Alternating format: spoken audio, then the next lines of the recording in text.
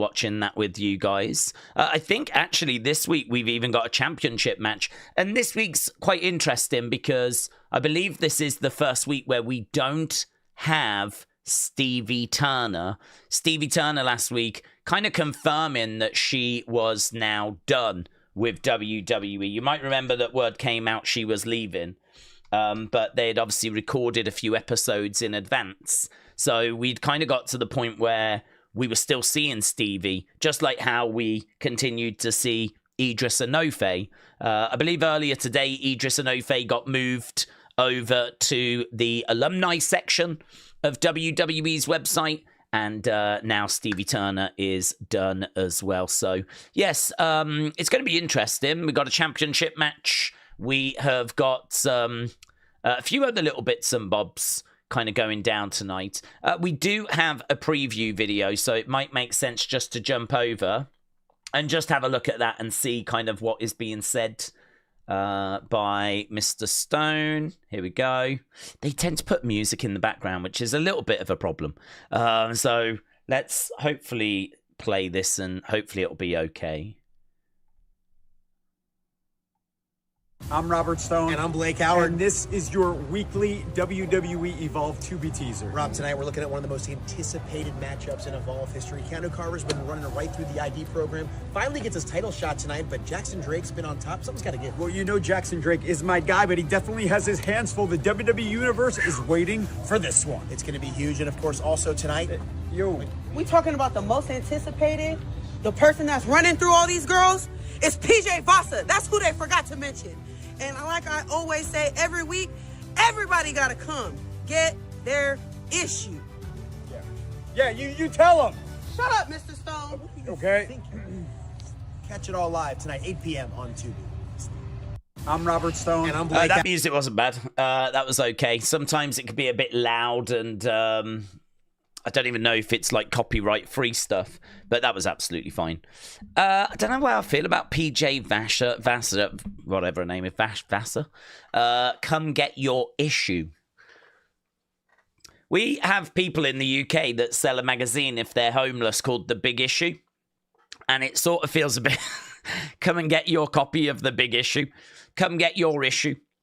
I don't know. That to me, as catchphrases go, is not quite landing at the moment, but maybe it can become a cool thing as time goes by. But, okay, fine. So, yeah, I mean, look, we've got a title match tonight. It's you know, it is hotly anticipated. Jackson Drake does go up against Keanu Carver. It is a match that we've been building towards. Super Sean Legacy is going to be taking on Eli Knight tonight as well. And yeah, I think the fact that we've got Jackson Drake against Sean Legacy kind of lined up for next week's NXT, that sort of says to me that Jackson Drake's going to retain tonight. I mean, obviously, there's every chance to do Keanu Carver against Sean Legacy, but Jackson Drake against Sean Legacy probably makes a bit more sense. So I'm thinking Champ retains. Could be a little bit of a spoiler as a result of Gold Rush, but you know, I don't think we take Evolve that serious. So it's fine. We'll see what goes down. P Nasty said it's Brenningham and Adam.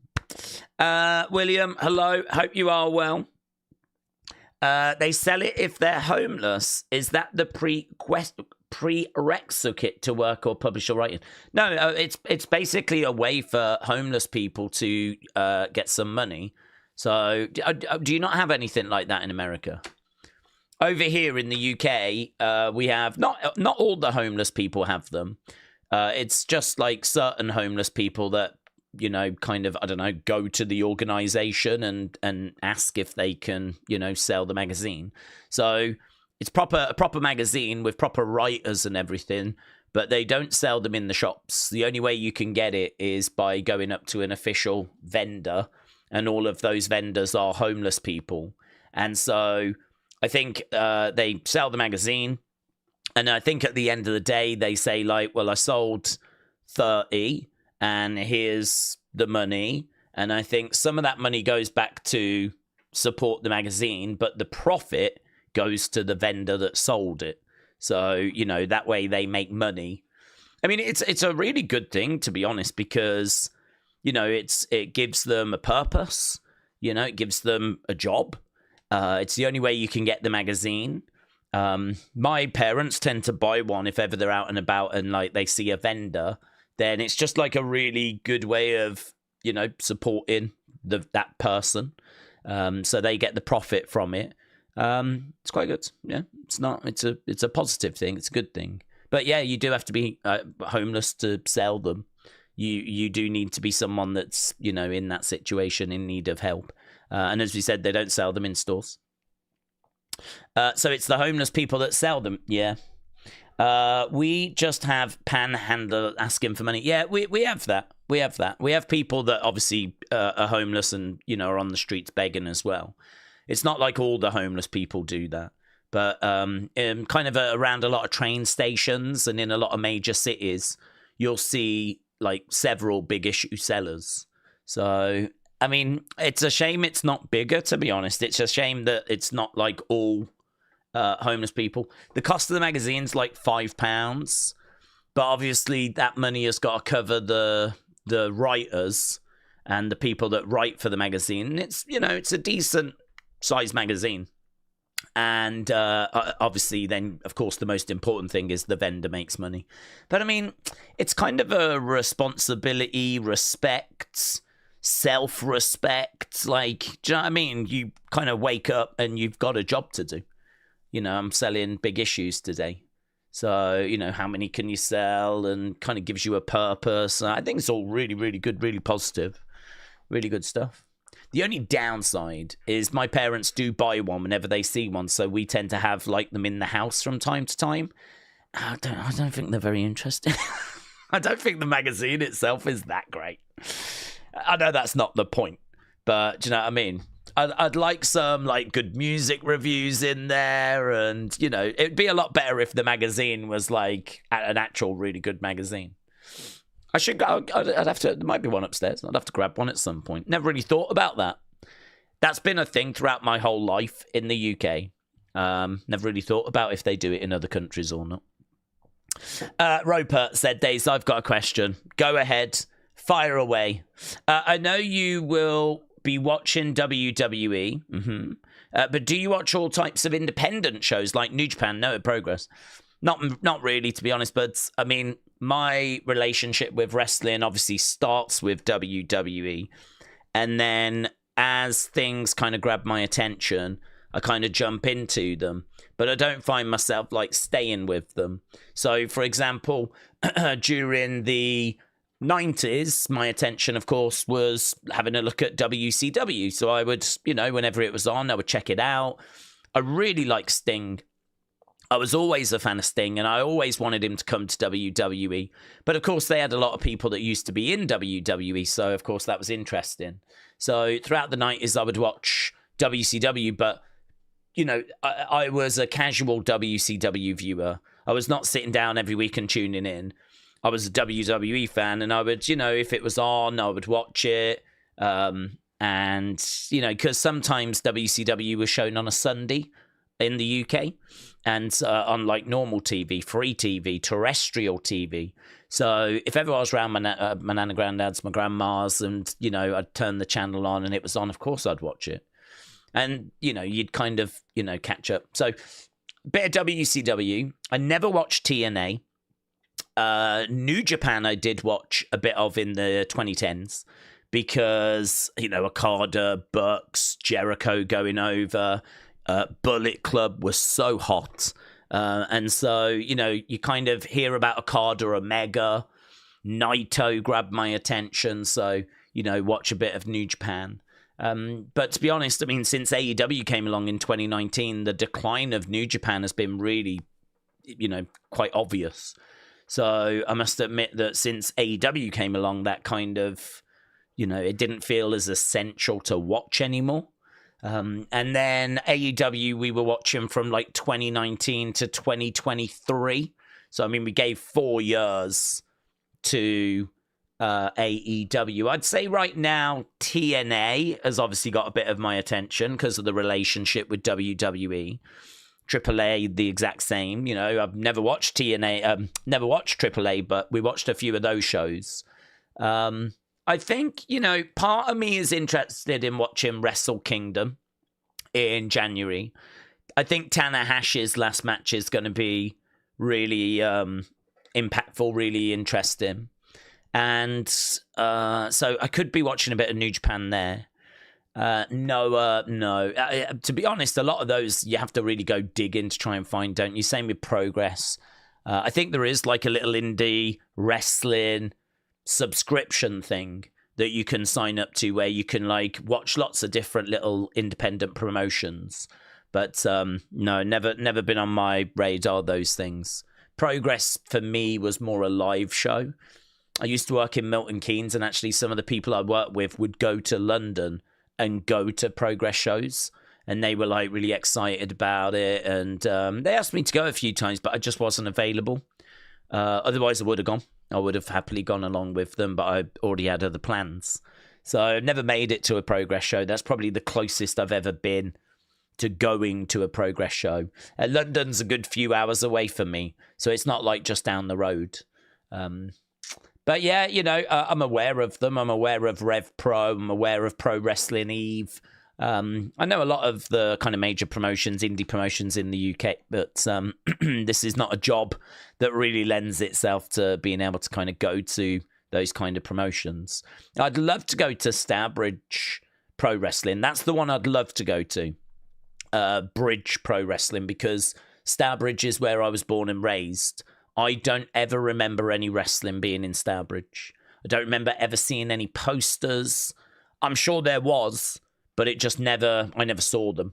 In fact, I say I'm sure there was. I'm only guessing. I never saw any. But there is a little independent promotion in Stourbridge now. Millie McKenzie actually competes there. She was in NXT UK. Man like Doris has appeared there a couple of times, and he's on TNA's radar. He's been on WWE's radar as well, and he's competed there. It's a tiny, less than 100 people type thing, but I'd love to go because, like, to actually see wrestling in Stourbridge, where I was born and raised, would be a real full circle moment for me, you know?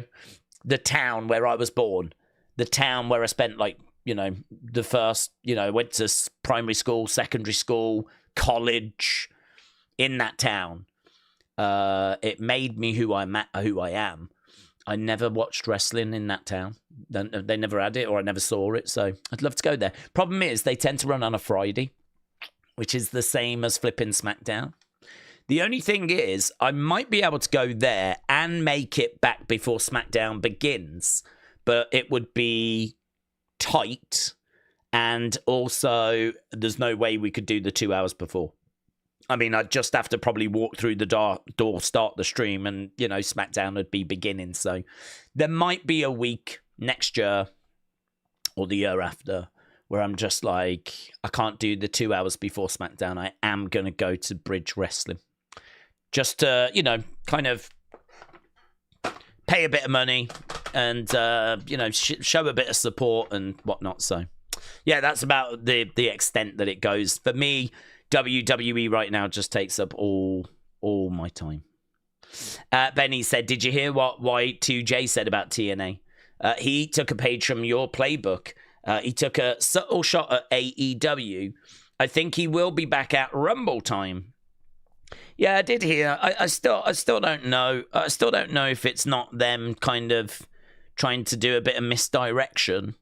I just can't quite tell. I mean, he hasn't said anything that bad about AEW. He just said that for Bound for Glory, you know, that show was a great look for TNA, and on that night, they looked like they were the second biggest promotion. So he's not saying they are the second biggest promotion. He just said on that night for that show, it was a great show, great success, and on that night, they looked like they were the number two. And yeah, obviously people have looked at that and said, oh, it feels like he's having a pop at AEW. He's definitely WWE bound. I don't know. I still don't know. I mean, he could absolutely say that and then, you know, pop up in AEW. it would be quite clever of AEW to allow Jericho a couple of months where he can just do what he wants, say what he wants, with an agreement, we'll bring you back next year. And this way, you know, he can just do and say whatever he wants. He's still under contract technically with AEW. That doesn't expire until the end of the year. But does he sign a deal in January with AEW? And is this just a bit of a period of time where everyone is talking about he's coming into WWE? Who is Jericho? Oh, what does he do now? Oh, well, he's been working with AEW, but his contract's up, so I think he's coming back. It's just a great way of getting people to talk about AEW, isn't it? It's a really great way. I mean, like today, everyone's going around going, did you hear Jericho kind of disrespected AEW? Again, everyone's talking about AEW. It's just a really clever way of getting people to mention and talk, just like we're doing right now, about AEW. That would be next level chess, if that's what they've done. Maybe they haven't done that. Perhaps he is just done with AEW and he comes to WWE. But if they don't have anything for him right now for these final few months, and they've said, just go and do your podcast and, you know, we'll sign you up again in January, or we'll bring you back, we'll have creative for you in January. But, you know, what with the Rumble coming up, let's just sort of tease that you're going to go to WWE, and we'll just, you know, create a bit of buzz about AEW, get you talked about, just, you know, create some buzz for you. I don't know. I can't tell if they're playing checkers or chess. I can't tell if the contracts come to an end and he's WWE bound and it's as, you know, obvious as it all seems, or is there something more going on and it's next level stuff? Not sure. Casey, hello. Hope you're doing well. But if he retires in AEW, said Beast Mode. He's got nothing left to give to the wrestling industry. Benny said, I might see AEW for a bit, but not a fan of how they've been doing things. Big Time said, I'm not convinced after what AEW has done for Jericho, giving him that career resurgence and a new lease on life. I'm not convinced now that a burial on the way out. I think he is deliberately trolling, said Big Time. Yeah, he could be. He absolutely could be. And if it goes that way, I won't be too shocked, honestly. It won't be something that really, you know, I didn't see that coming. I don't know which way it goes, but I feel like both options are very viable. Both options are, you know, he could absolutely re-sign with AEW. Certainly if Tony Khan has got something interesting for him. You know, if Tony Khan was to say, look, I've got some really interesting matches, some really good creative, and, you know, we've got these big shows lined up, you know, and I need you, and you know, I'm going to give you a good contract. I want to tie you down for 2 to 3 years, and I've got all these ideas, right? I don't know. That could be really tempting, couldn't it? If Jericho goes back to WWE, you know it's going to be big shows like WrestleMania and SummerSlam, Royal Rumble. That's all guaranteed. You know he'll be used quite well because just the buzz around him will mean they will have to use him well. You know, if you bring Jericho back, he's going to be the top merch seller. He's going to get the most views. He's going to have that bump, you know, even if it's only in a short term. Granted, a year in might not be the same, but certainly in the short term, they're going to use him well. Just like with AJ Lee. No doubt whatsoever she'll be at WrestleMania in a high-profile match. No doubt whatsoever next year she'll have a great 2026. I don't know what a 2027 looks like if things start to just settle down a little bit. But in the short term, she's going to be absolutely fine. And he'll be fine. So, you know, it must be tempting to go back because he knows the end is coming as well. And if they, you know, are going to give him a good contract and say they're going to use him well, that must be tempting. Really, I think it is on AEW to really convince him to stay because If my career was coming to an end, I would want to go to the biggest place possible. I'd want to get the most eyes on me as I possibly could. I'd want to go to the place that is going to give me the biggest brand, the biggest exposure, you know? I mean, if I retire, I might want to release a book and I want to reach as many people as possible. I might have a podcast or something. I want to reach as many people as possible. If I do sign-ins, I want to reach as many people as possible. So, you know, to me, I'm thinking along those lines. It's not just about the money I make now. So, yeah, I sort of feel like there's a lot to think about for him. It could go either way. A little bit of a wobble by the looks of it. Boom. There we go. We're back. We're back, baby. Benny said Tony does not know how to play chess or checkers. I think he's going to go. Whatever company that has his last match, there will be some big hype for the fans. Yeah, I agree. Aubrey said, I didn't think Jericho would come back, but how desperately he needed a spark for WWE Creative right now, I could see it happening. So you think WWE need him at the moment, so, you know, they'll do what they can to get him. Akim said, could you imagine if Okada went to WWE instead of AEW? Good gravy. What a slug, said Akim. I think it's a shame that he didn't. I mean, I don't know that he would have been used brilliantly if you look at like how they used Kenta, how they used Shinsuke. You know, there's not a brilliant, rich history of male Japanese performers in WWE. Maybe Okada could have turned that around, you know, could have found a way of being, you know, the best of them. I don't even know how good he is in the ring these days, honestly. I mean, that is a bit of a downside with me not watching AEW, like genuinely not watching it. I don't know what his match quality is like. I don't know. I mean, I'm sure it's still good. I'm sure it's still high. I know that he is the final opponent of Tanahashi, and I'm sure that match is going to bang. But, yeah, I don't know. What would he have achieved in WWE? It's a fun what if, that one, isn't it? Lisa said off topic, yes. But Casey is the newest member of Pixel. She's going to play tomorrow in the tag game. She's going to represent Team Pixel. Okay, very good. Very good. I'm looking forward to that. Beast Mode said, no, he's great. Okay, good. Taker1990 said, Tubi has got all 3 of the Terrifier movies if you're interested. I mentioned this due to Shotzi and Rhea because they want to be killed off in the 4th installment. Thank you. Shane said, if MJF ever goes to WWE, should he go to NXT first? It's a real good one, that, actually. That's an interesting one. I do like people to go to NXT first, yes. But MJF is a former AEW World Champion. AEW is the 2nd biggest promotion. He's not just someone that's coming in from AEW like Brian Pillman Jr., Lexis King, or Ethan Page, who was used on and off, you know, on and off. He is one of their biggest stars. He is, you know, bigger than Penta in AEW. So bigger than Rey Fenix. And both of them went straight to the main roster. So I actually like people going to NXT first because, certainly if they're young, because it's not a disrespect thing.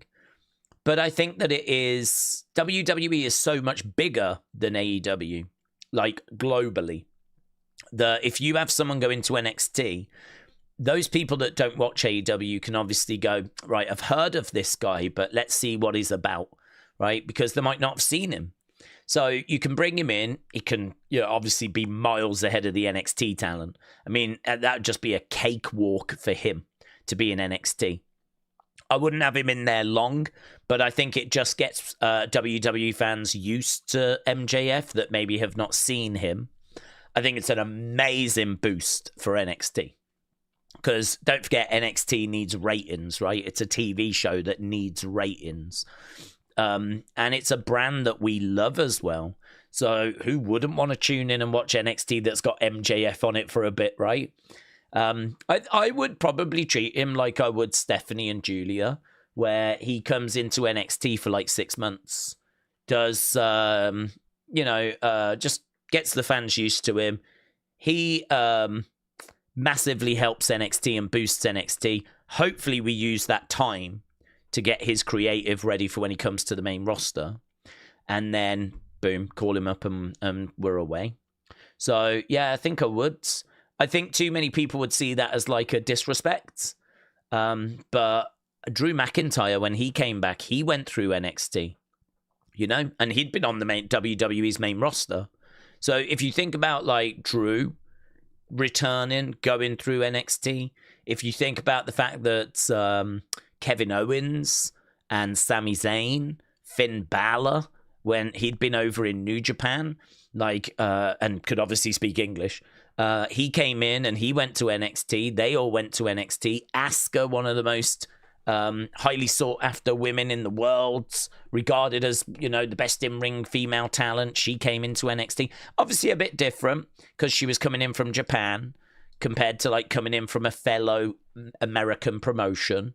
But I think that it's not so much that he would need it. I think I would do it because it'd be brilliant for NXT. I think that it would be a good way for a lot of those fans that don't watch AEW just to, see him, and for everyone to be getting excited for the call-up. And I think that's something that's kind of overlooked as well, is you can only arrive on the main roster once. You can only make that first impression once. I sort of feel like if he's in NXT and we're all like, imagine when he's going to get called up. Imagine like when he makes it at that main roster debut. Like we get to talk about it, get excited about it, speculate about it. To be honest, I don't really see the downsides. I don't really see where the problem is or why you wouldn't want to do it, because it's good for NXT. I think it's good for the fans. I don't think it hurts MJF. The only thing you might say is, that would just be a waste of 6 months for him.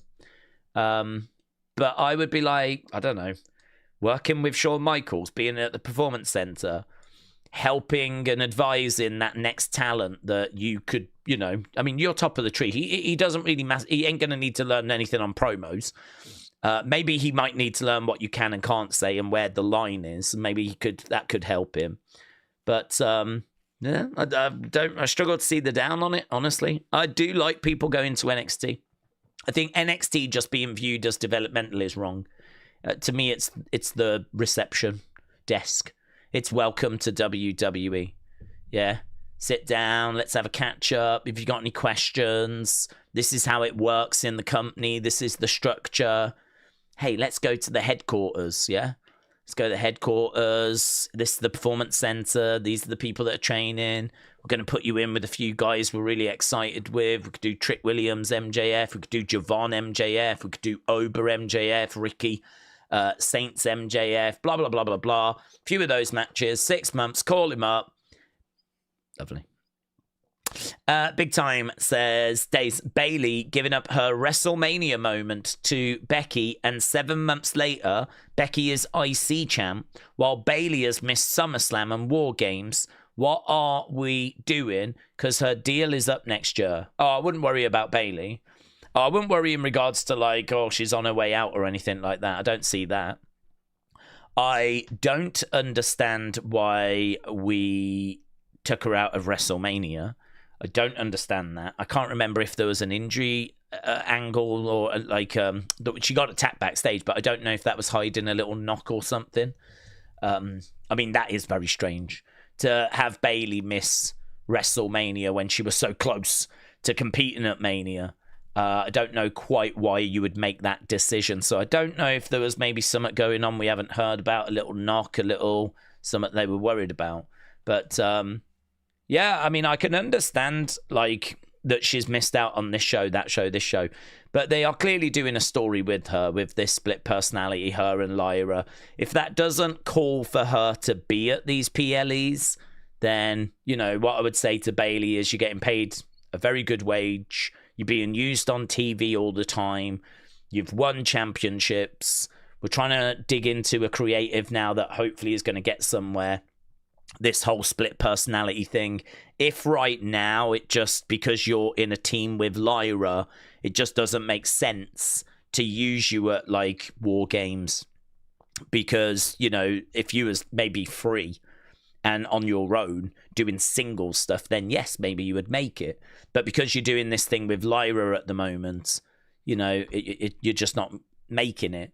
Then, I mean, I think she would understand that, to be honest.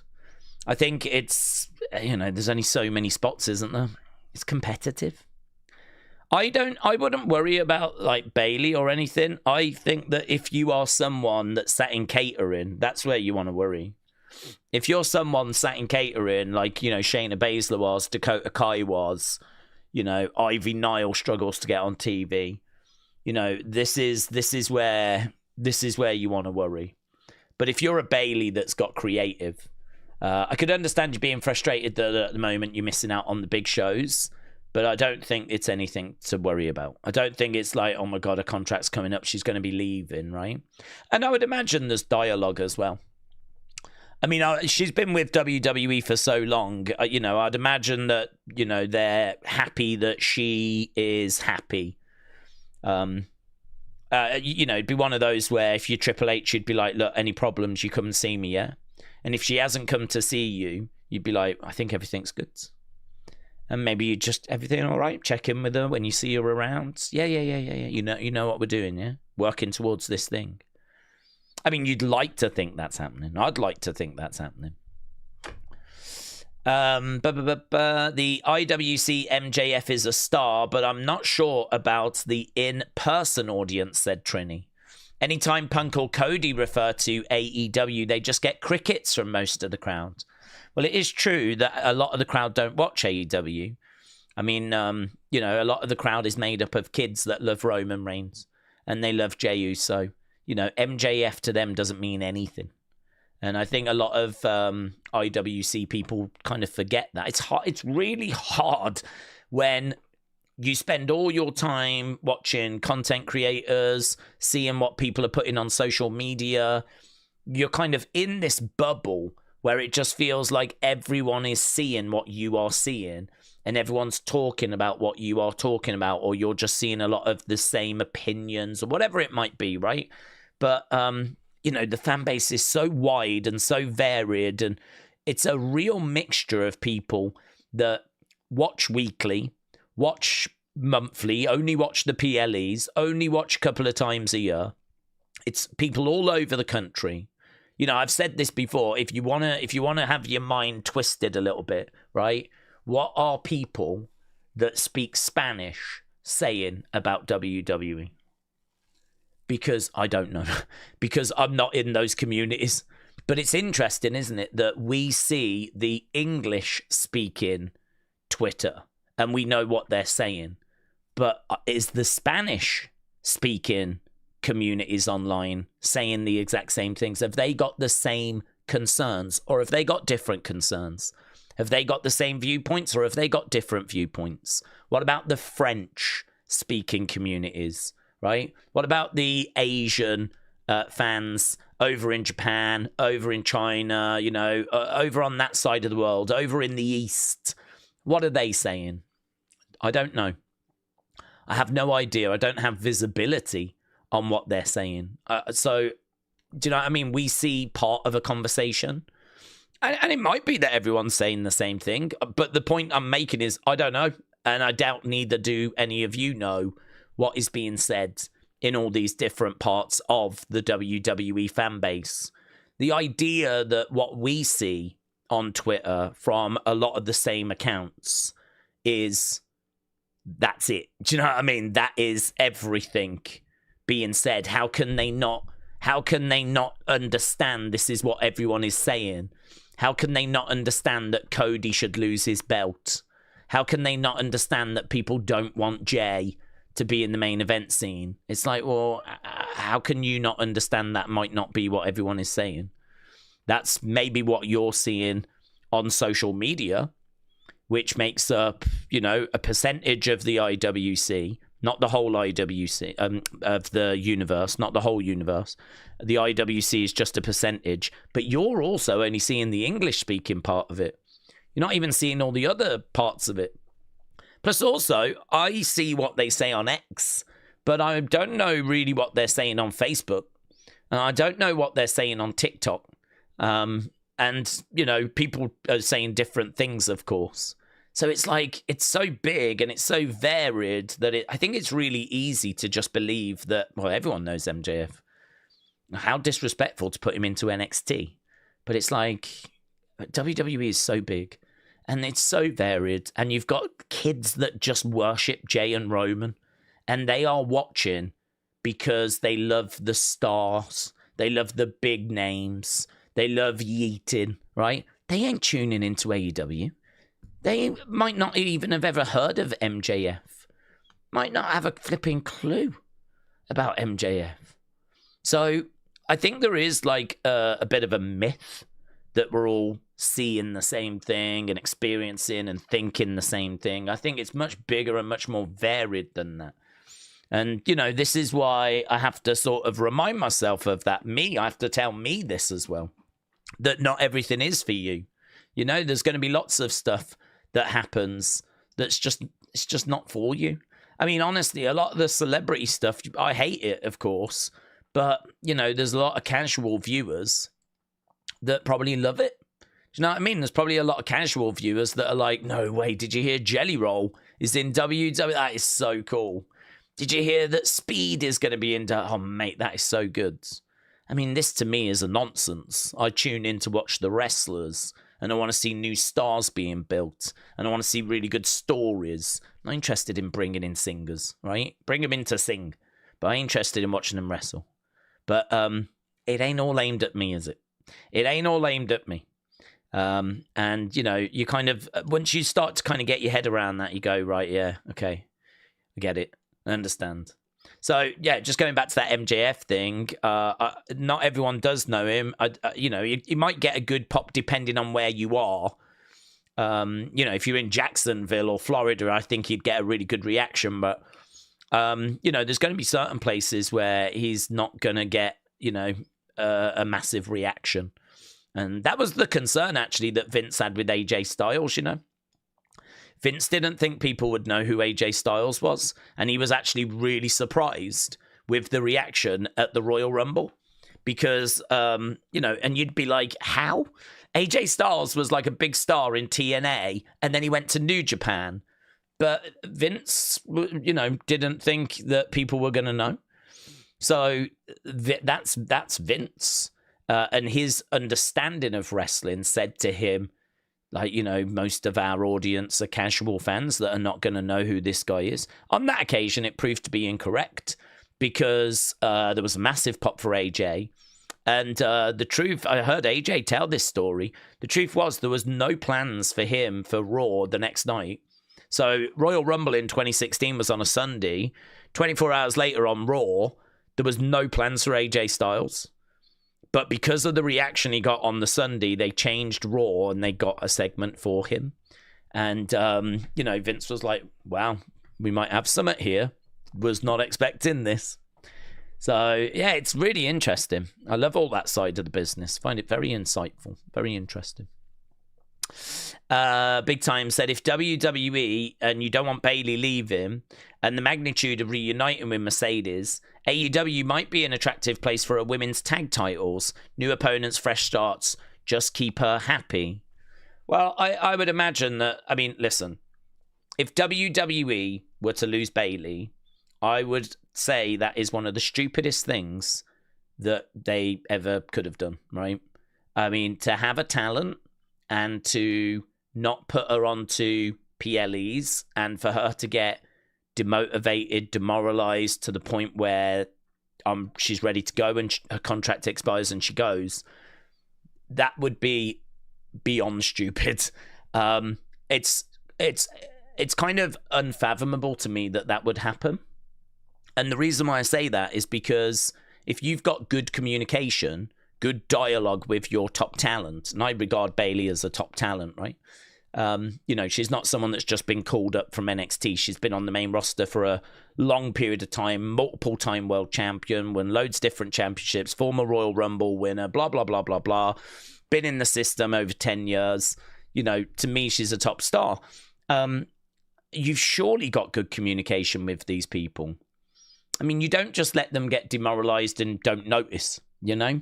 Or you don't, like, speak to them. I've got to think Triple H is having communication with her. I've got to think she's on board with the direction that they're going. And, okay, you're missing out on a couple of shows at the moment.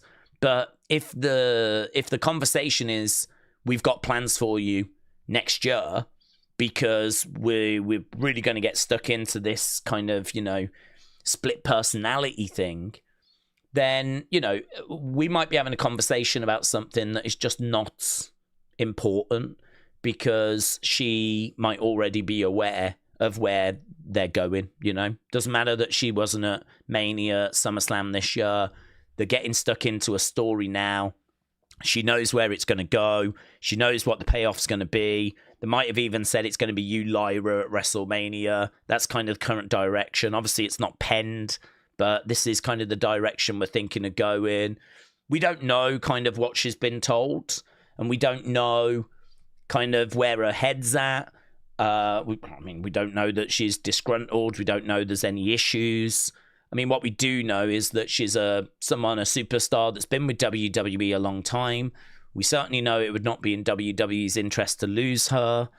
I've got to think there's clear, good communication there, so that she doesn't just leave and go to AEW, which, I mean, would just be so stupid of WWE to put themselves in a situation where that happens. But I just don't think this is that situation. I really don't. Because this would be a situation of your own doing, and I really don't think they're that stupid. I think we can criticize the creative, but I do think that Triple H is a people person. I think that he is probably too nice, probably too soft. And, you know, they do a lot of rehearsals for shows. He's having communication with the talent a lot. You see him all the time going through people's entrances, being at ringside, chatting to different people. It's not like he only sees them just as they go through the curtain and then come back out again. Like, I've got to think he's got a good understanding as to where the talent are mentally and kind of, you know, where their thought process is. And I think if Bayley was to have any problems, I think her relationship with Triple H, and Triple H being the kind of nice guy that he is, I think it's a knock on the door. It's a conversation. And I think any kind of red flags would be dealt with, because you don't want to lose someone like Bayley going to AEW, as you said. They didn't want to lose Sasha. I mean, the only reason they lost Sasha was because she walked out. But that was under a different regime, and she was under contract as well at that time. So, you know, they probably felt a bit more comfortable there with asking her to do some stuff she didn't really want to do. And she just reached a breaking point and she walked out. But that was under a different regime. That was under Vince. I think Sasha is probably a bit more fiery than what Bayley is. I don't know that Bayley's about to go walking out of WWE. And I think Triple H would accommodate if we ever got to that point. So, personally, not worried at all. I just don't see it happening. I don't see Bayley going. I think they should have a really good understanding as to where her head is at. And she should have a good understanding as to what the plans are for her. So, I think we should be okay, honestly. Vince is a moron for thinking no one would know AJ Styles. It's AJ Styles. He's one of the greatest of this generation, says James. Is LA Knight going to miss out on War Games? It makes no sense with how many matches he's had with the Vision this year. Are we going to have a break from doing NXT opinion videos? Yeah, I have just broken away from NXT opinion videos. Truth is that it's hard for them to get the same sort of viewership. It seems like, which is understandable, isn't it, that NXT is a much smaller promotion, so not as many people watch it, which means not as many people engage with it. We're seeing that on the breakdown videos, we're seeing that on the streams, but we're definitely seeing it on the opinion videos as well. And so, yeah, just a break from that as I try to figure out what the right way forward is, right? Still doing the breakdown videos because they're quite easy to do, to be honest. I mean, I can just compile the folders during the shows. Takes me 15 minutes afterwards to record. Done, right? And so I'm still down for doing those. But the opinion videos, yeah, I mean, some of those videos struggle to get to like 1,000 views.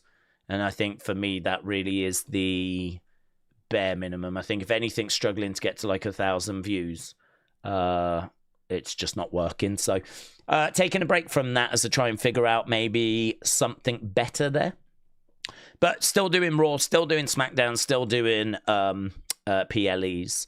In regards to LA Knight, I think it's hard for LA Knight. I think it's hard because LA Knight is... how do we word this? I think LA Knight is someone they brought in that's experienced. And I think there was never, ever a plan for him to be a world champion, right? I think what they wanted was a guy that they could use to do some enhancement talent work, to be a talker, to be in a tag team, to be in a faction, to fill out the roster, right? Thing is that, you know, he's got his catchphrases, he got over, he got popular, he got great numbers, great merch numbers. You know, the indicators were flashing. This is a guy that we need to do something with. And so they got him to the mid-card, they got him on PLEs, and, you know, they've kind of ridden that. But I don't think they're looking to make him a world champion. And I think there are certain fans out there, LA Knight fans, that are looking to kind of get him to that, and they're trying to push him to that, and they want WWE to get him to that, and they can't understand why there's a resistance there. But I think it's one of those where you're kind of at a crossroads where we either do it or, you know, we continue to kick the can down the road. That's kind of where we are now. We've done the mid-card stuff with him. I feel like we've used him on TV quite a bit. He's been involved in some title matches, like Fatal 4-Way, whatever, and he's had a few singles matches for the belts, but I don't think anyone ever expected him to win those. You know, him against Roman, for example, he was never winning those matches. And we knew that at the time. But, yeah, we're kind of at the point now where it's like, what do we do with him? And I don't know the answer to that because I don't know what they're going to decide. So LA Knight missing out on War Games would not be a great surprise for me, because if that team is going to be Cena, Roman, Cody, Jey Uso, and Punk, I just don't see how LA Knight is going to get past any of those to get into the team. I understand the conversation, which is he's been feuding with the Vision, but that is serious star power. And it's that kind of star power that's going to drive views. And I don't think they've got confidence that LA Knight is going to drive views of that kind of scale. He'll bring in some views. He's got his fans, but clearly Roman is streets ahead. Cody is streets ahead. Punk is streets ahead. I don't know if it's not just too late in the day for him. I mean, LA Knight is 43. And we've been talking a lot about age. And for me, I think you're good until about 45. So with LA Knight, I think there might be a couple of years. Next couple of years, I think you've got like LA Knight. Once you get to like 45, I mean, it's not like you wake up, you're 45, it's over.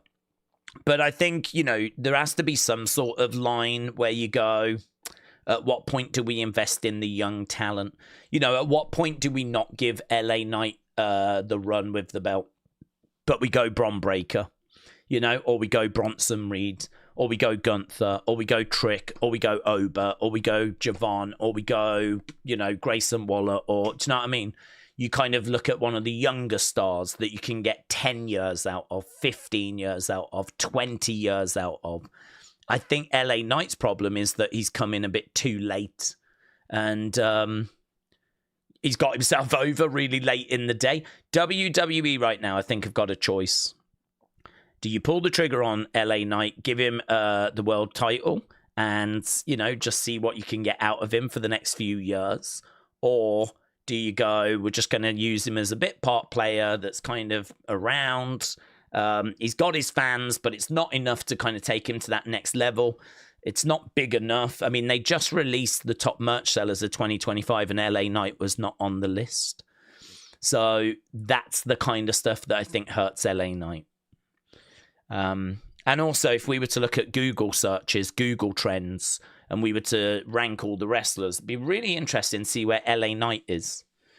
Which could be, you know, that's easy enough to do. You just go Google trends, and then you put all the wrestlers in, and you see kind of where they are. I can tell you that Roman's up here compared to everyone else, but I don't know where LA Knight is. I mean, he's in the conversation. And as I said, I think we're at a crossroads. And I think, you know, someone's going to have to make a decision as to what you do. And maybe that decision is going to have to come down to numbers. Just pure numbers. What's his merch sales? What's his Google searches? What's his video views? What do his segments score? What are the crowd reactions? You know, you look at all these different metrics, and maybe that it's as simple as that. Or just say, go for it, or no, not quite there. But it's a hard one because there's lots of people out there that would be like, no, this is ridiculous. He absolutely should be champion. There's some real diehard LA Knight fans that really want to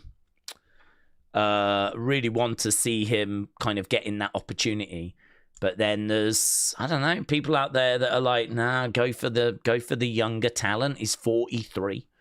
You know, go for the stars that are coming through that are in their early 30s. Go for Jacob instead. I mean, next year, there's going to be, you know, only so much opportunity to win a world title in 2026. So let's say the belts change hands 3 times, maybe 4 times max, yeah? That means that you can probably have, I don't know, 6 different champions next year, something along those lines. Is LA Knight going to be one of those 6? That's what it comes down to, isn't it? I mean, no one wants him to have the belt and then just lose it straight away. I mean, if you're going to put the belt on him, give him a run. Invest in him. But the question has to be asked. If you are going to have 6 world title runs next year, 3 for the World Heavyweight Championship, 3 for the WWE Championship, and you really might not even have that many. But let's say it's roughly, it comes out as 6, and everyone gets a bit of time. Do you give one of those to LA Knight? That is what it comes down to. Wrestler Andy said, do we think LA Knight will be the best of this generation to not win a title? He could be like a Mr. Perfect or a Jake the Snake, maybe a Sammy if he doesn't win one. I think it's really hard. He joined really late. He's been on the main roster a couple of years now, a few years. I think, didn't he come up, was it the end of 2022 when he was Max Dupree? So he's been on the main roster 3 years. So he hit the main roster when he was like 40. Over that time period, he has had great support. He's had opportunity. He's won championships. I think it's really hard. 3 years is not a long time, is it? It's not a long time. I don't feel comfortable comparing him to a Jake the Snake. But he has had an impact. And he has got his supporters. But, I don't know, is LA Knight as iconic as Jake the Snake? I don't think so. Is he as iconic as Mr. Perfect? I don't think so. But as you said, of this generation, will he be regarded... Again, it's only 3 years, though. I mean, Sammy's been around so much longer. And Sammy was in the bloodline. Suppose what's missing for LA Knight is where are those great feuds? Where are those great stories? You know, I can think about Jake the Snake and some of the stories he was involved in, like where the snake bites Macho Man, you know? And I can think about some of those great feuds. I can't really think of great feuds, stories, creative that LA Knight has had. And I think that might be a barrier, you know, as to why LA Knight is not quite, you know, hitting for me. He can talk. He's a great talker. His match quality is a little bit lacking. It's hard to list off all the great singles LA Knight matches. I think, you know, his talking does a lot for him. his promos and his catchphrases do a lot of the lifting. But if you look at the match quality, I don't know. I don't know that it's that special. It's fine. It's not bad. It's fine. But I don't know. It's not one I'm campaigning for, honestly. It's not one that I'm campaigning for. But he's got his fans. And sometimes, you know, it is just being a good talker, and it is having charisma, and it is having some catchphrases, and sometimes that's all it is. And that's all it needs to be. You know, you just like a guy, don't you? You just like them. And you find their promos to be captivating, and you like the catchphrases, and you just like it. And that's all it needs to be for you to get on board with someone. It's not, I don't know, it's not for me. It's not been anything that's grabbed me personally. He's fine. I think he's perfectly good on the roster. But I'd be pushing other people, is my honest answer. So, would he be one of the best of this generation? Maybe. Maybe. It's hard, isn't it? Because we don't know yet who hasn't achieved it. Once this generation has been and gone and we can look back, maybe then we'd be able to judge it a bit better. Right, anyway, I need to get Tubi up because we are getting close towards the start of Evolve. Big Time said it feels like there's an oversaturation of titles in WWE where there's a title change. It feels like every week. Do we think there's too many belts? It's tricky, isn't it? That balance. I agree. It's tricky. It's hard. I think to me, I can understand why we've got the belts we've got. Are there too many? What would you lose?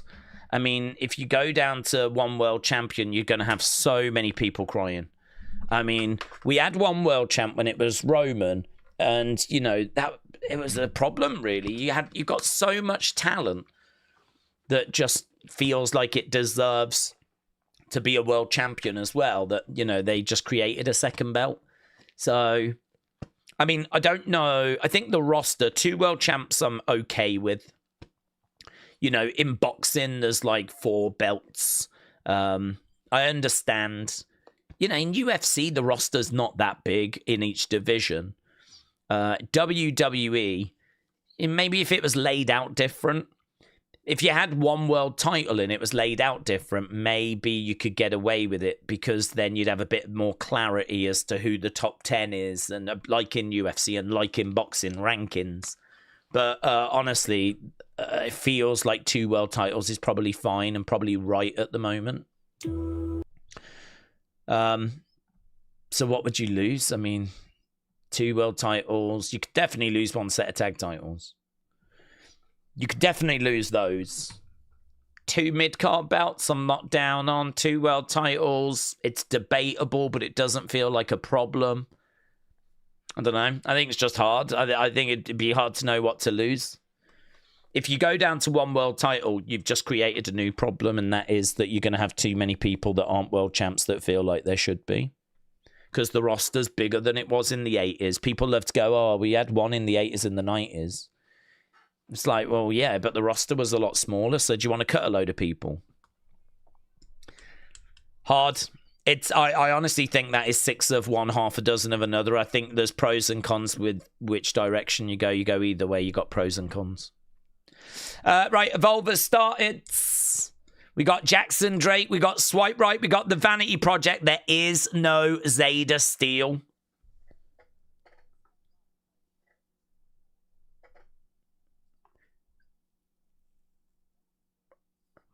Okay, Jackson Drake says Keanu Carver doesn't have brains.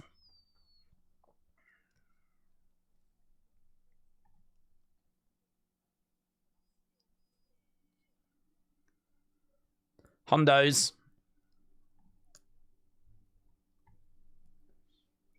So Jackson Drake's just talking at the moment.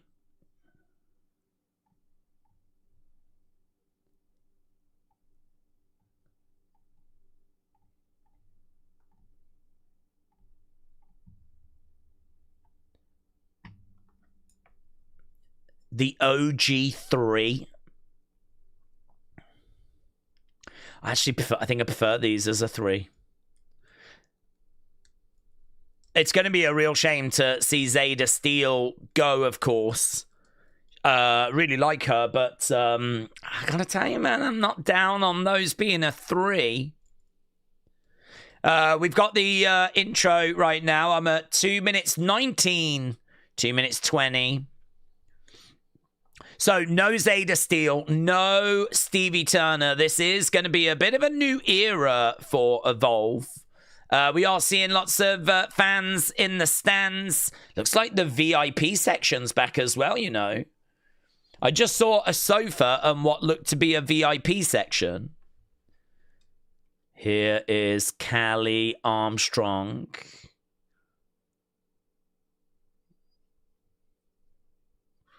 Okay, Charlee Armstrong making her way down. Don't think we've seen her since she lost her championship.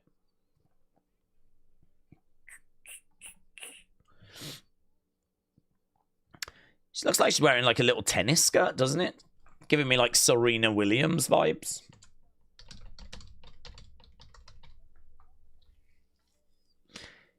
Charlee is in the ring. She doesn't have a... She's not in wrestling gear. She doesn't have a microphone.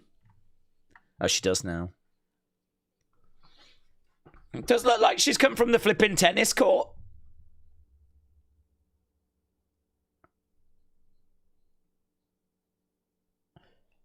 Last time you saw me, I was at war.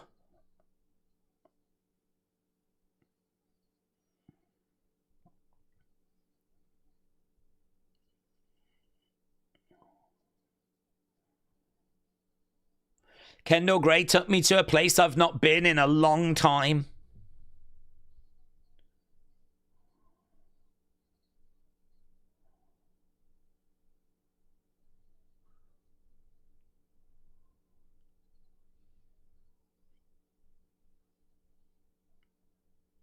I don't lose. I either win or I learn, says Charlee.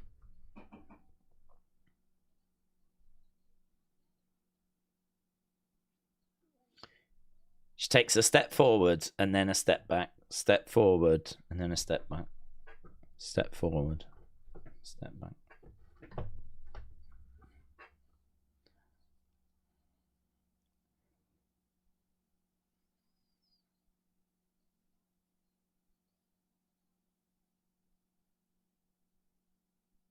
Kendal Gray, I know you're back there.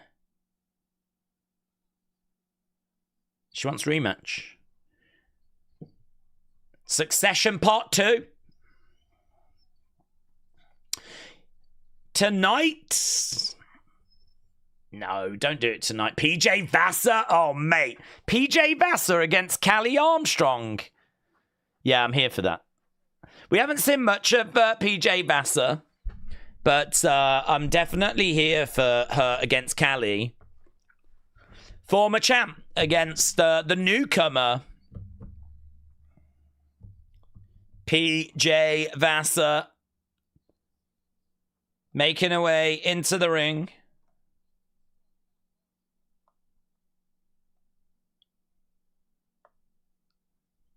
Daze, Kenzie Page has lost the NWA Women's title. She had it 2 years. Thank you, James. Hope you're doing well.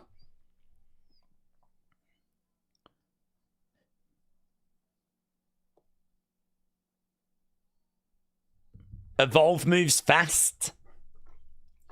Look at the size of PJ Vassar. She's taller than Charlee.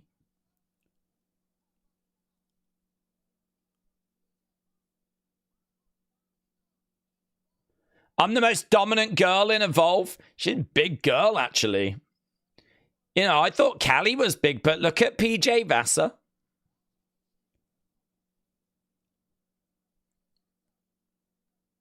Oh, PJ goes for a shot. Charlee with a shot. PJ drives Charlee back into the corner. She's driving her shoulder into the midsection. I'd like to see Charlee sell those.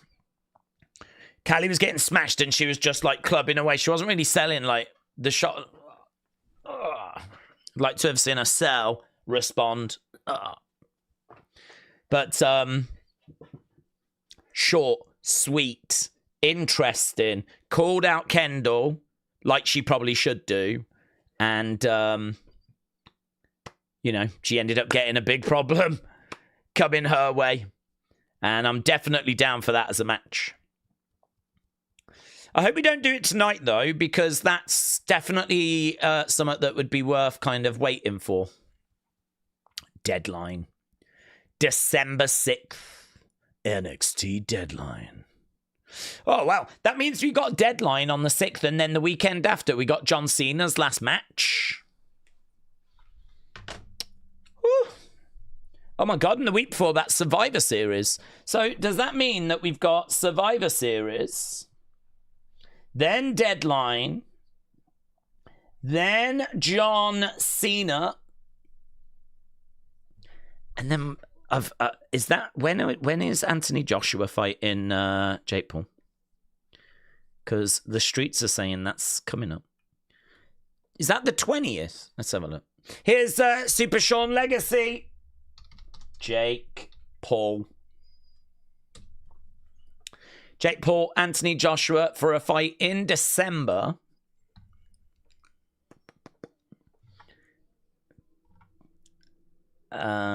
Just says in December.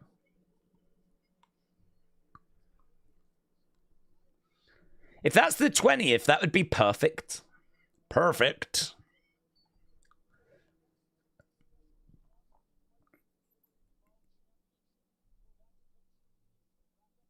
Streaming on Netflix. Doesn't look like there's a date. I'll ask ChatGPT. When is the Jake Paul versus Anthony Joshua fight?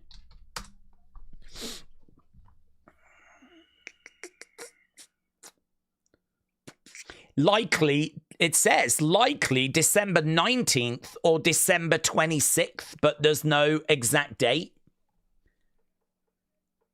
Well, when's the 19th? That's a Friday. Why would they do it on a Friday? Why wouldn't it be on a Saturday? That better not be on at the same time as SmackDown. I'll be flipping livid. Livid. Okay.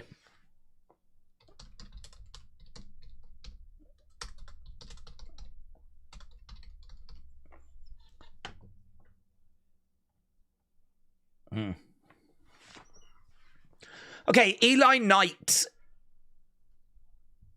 Eli Knight is from, what, Reality of Wrestling? Don't know him. Was a tag champ, apparently, at Reality of Wrestling. So, Super Sean Legacy against Eli Knight. Shoulder barge there by Super Sean Legacy. Legacy against the ropes. Over the other side. Basement drop kick. Stomp to the back there by Legacy. Drop kick. Eli on his feet. Legacy round the back. Picking up Knight. Inverted atomic drop. Knight goes down. This should be pretty fun. I like Legacy's ring gear. Roll up. 1, 2. I really like Legacy's ring gear, actually. Doesn't need his name on his back, but roll through. Big boot. It's got a bit of like a superhero kind of vibe to it, hasn't it? Which fits with the Super Sean Legacy thing. Against the ropes. It's LA Knight's son. Sean, shave the rest off already. Legacy. Duck underneath. Oh. On the feet. Drop kick. Legacy goes to the outsides. Here we go. Eli going big. Over the top. Comes crashing down on Sean Legacy. And yes, the VIP lounge is back. Why did that? I wonder why they brought that back. She's gone, isn't she, Couch Girl? Summer Sorrell, I think her name was. And I don't think she's with the company anymore. I'm not pleased about that.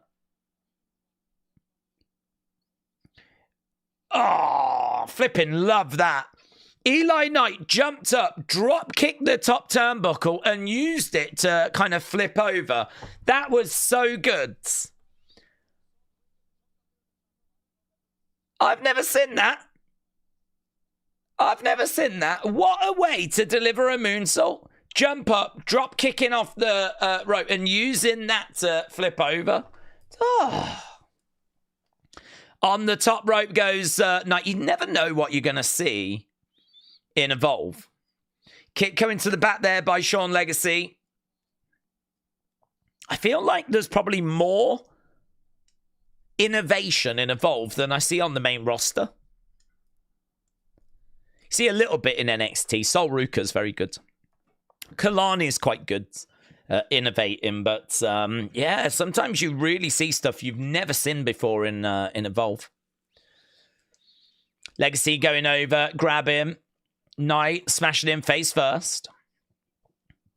Akeem said maybe there's a new couch girl in the wings. Well, if there is, I just hope she's dialed in, not sitting on the edge of the sofa, lounging around. Kick coming in. You just don't expect that from a VIP section, you know. Lots of quick kicks coming in there by Sean Legacy. Going for the pin. 2. Kick out there by Eli Knight. He's looked good, hasn't he, so far? I mean, you can tell he's got loads of experience. Legacy. Reversed. He goes into the corner. Back elbow there by Legacy. Knight in the middle. Gets picked up. Back elbow there by Knight. Shot. Swing and a miss. Bang! Legacy with a German. Eli Knight goes back in the corner. Bang! Down goes Legacy. Roll through there by Knight. Lovely work. He looks great. He looks really good. I think we've got a real talent here. Good little match this, actually, because Sean Legacy's been positioned and has positioned himself as like the guy in Evolve. And Eli Knight really showing up, showing out. Shot coming in there by Eli Knight. And again, another shot coming in. And again, just digging in. Bang. Legacy goes back to the corner. Legacy, nice little sell. Oh, flips over. He's got lovely corner work, Eli Knight. He's certainly not lost, is he, when it comes to those turnbuckles. 1, 2. No joy. Eli Knight trying to get Sean Legacy put away. Yeah, he's... I was trying to listen as to what the crowd were chanting. Going over as Legacy is down. He's going up, looking for a moonsault, maybe. Yeah, he's up. Oh, landed on his feet because Legacy moved. Big boot there by Legacy. Knight in the middle. Picks him up on the shoulders. Elbows coming in by Legacy. Manages to get down. Suplex. Got him up. No. Oh, reversed. 1, 2. No joy. Comes over. Big knee. Goes over against the ropes. Round the back. Oh, another German. Another German there by Legacy. Charging over. Big boot coming in by Eli Knight. Legacy goes down. Super kick. Beautiful super kick. Rocked him. Swing and a miss. Bang. Forearm. Legacy goes back. Legacy, little sloppy. Little bit laboured, but you could understand that at this stage in the match. Nice. Take over. How do we feel about that? Legacy goes through the ropes. Holds on to it. It's a lot of work for not much gain. 1, 2. Oh, kick out by Legacy. To kind of go through the ropes so that then you have to kind of come back so you can... It's a lot of work for not much benefit. What? I don't even know what that's called. Like, it's... Is it called the Shambles? It's a win for Legacy. I like the match. They tried some stuff. There was some bits in there that you won't normally see. Certainly wasn't just standard moves. Although there were some of those in there as well.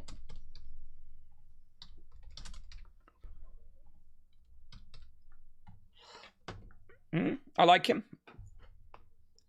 I use ChatGPT for your name. It comes out as Martin Wallace.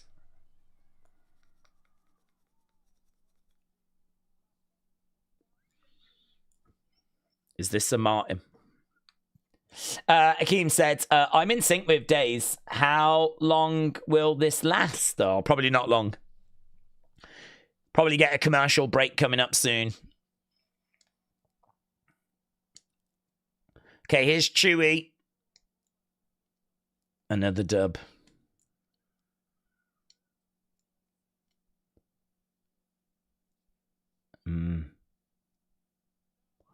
To create a legacy, you need to win championships.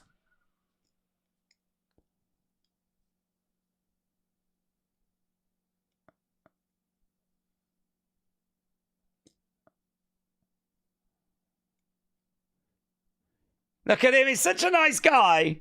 Chin up, man, chin up.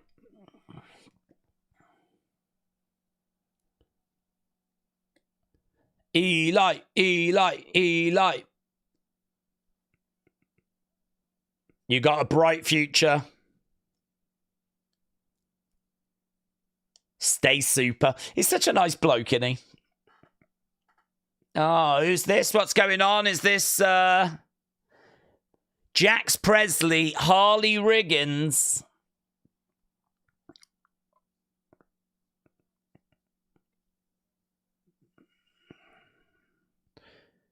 Bingo Hall rejects. So they're trying to really play off the ID talent against next in line.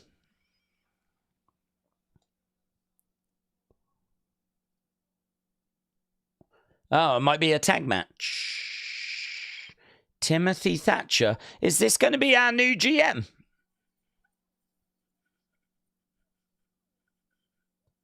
What is he doing?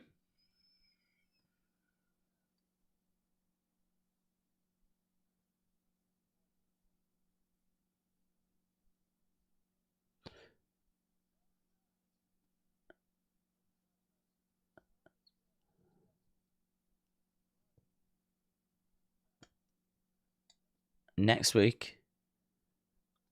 Next week, I've got a tag team for you. So it looks like he is doing a bit of GM work. I don't know if he's going to be permanent GM, though. Okay.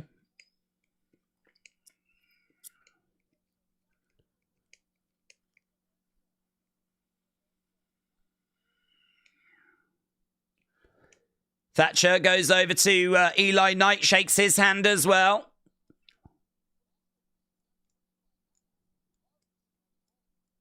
Yeah. It was good. Okay, earlier today we've got Mason Holiday, Layla Diggs. Here's Nikita.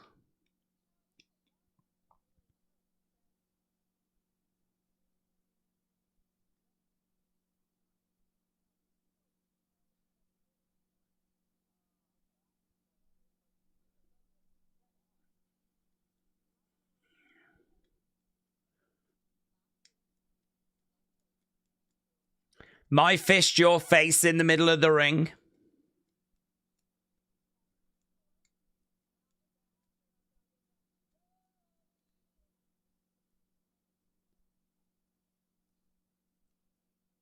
Oh, she does. I don't know how she does it, but she just gets on every one of my nerves, Nikita. I don't know how she manages it. It's actually really impressive. There's not a single nerve she doesn't get on.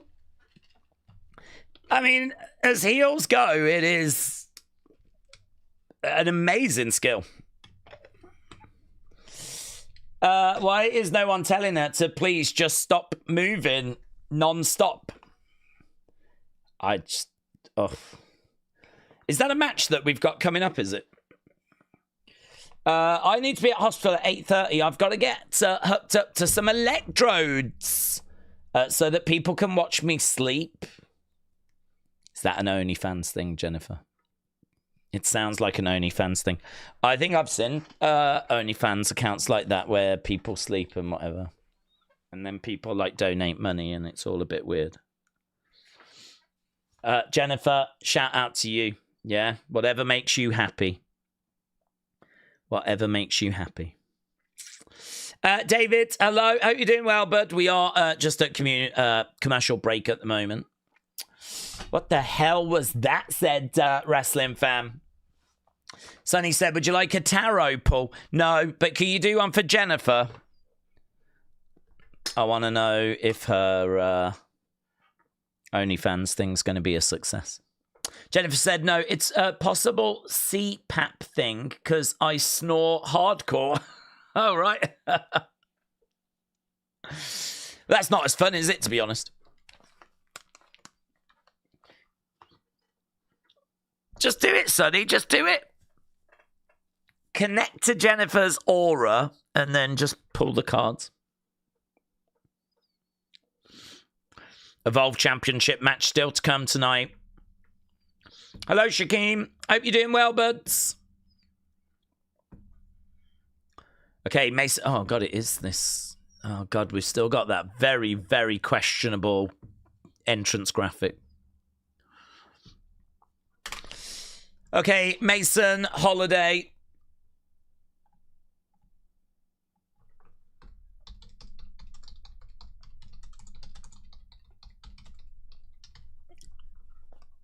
Okay, so Pete Rosenberg said this is the day that he thinks that he's finally going to do a TikTok dance with Robert Stone.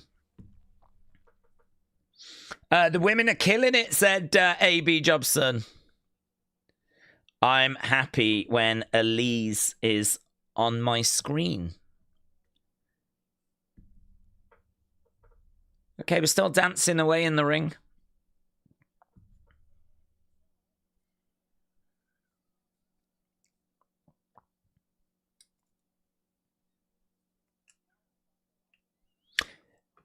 That's a good line. These two don't follow the vibe. They are the vibe. Right, here's Nikita.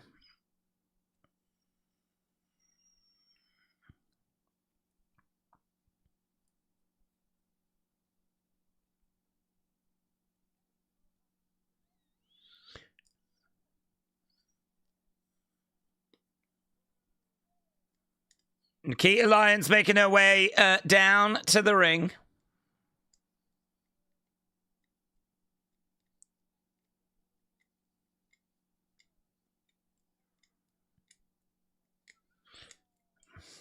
Did you see Zeta? It might be going to AEW. It shows that she's impatient, not wanting to get the full knowledge and just jumping straight to TV, said Asib.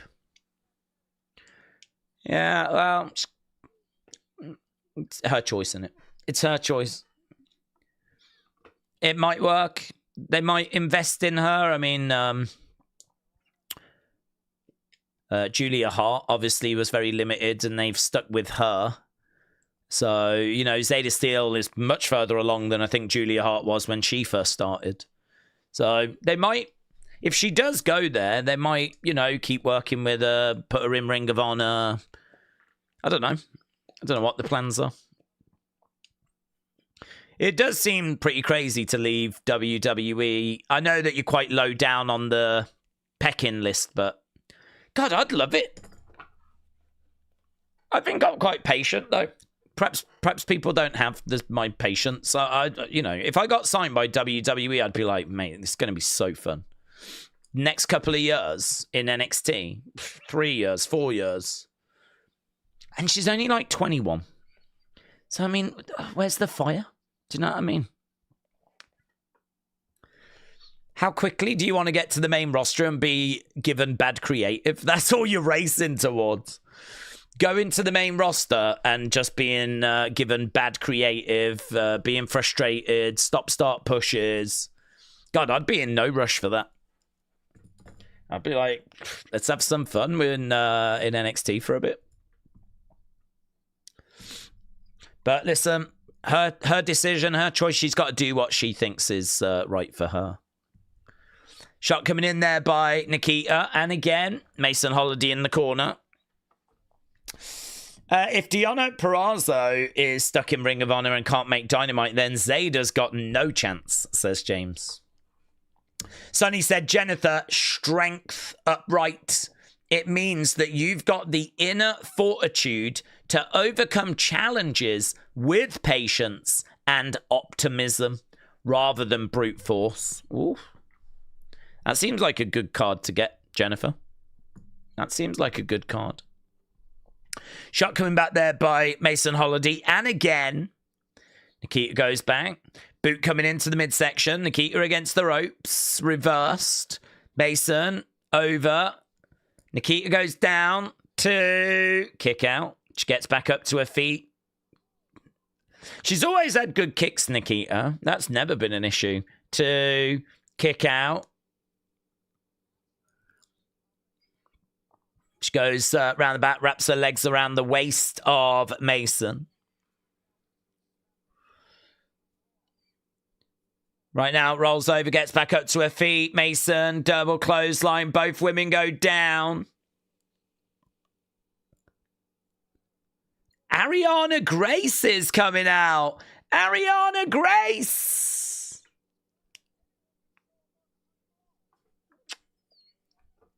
What is Ariana doing here? Well, she came out. She said hello to everyone. Everyone's kind of waving back. Hello. And she's gone again.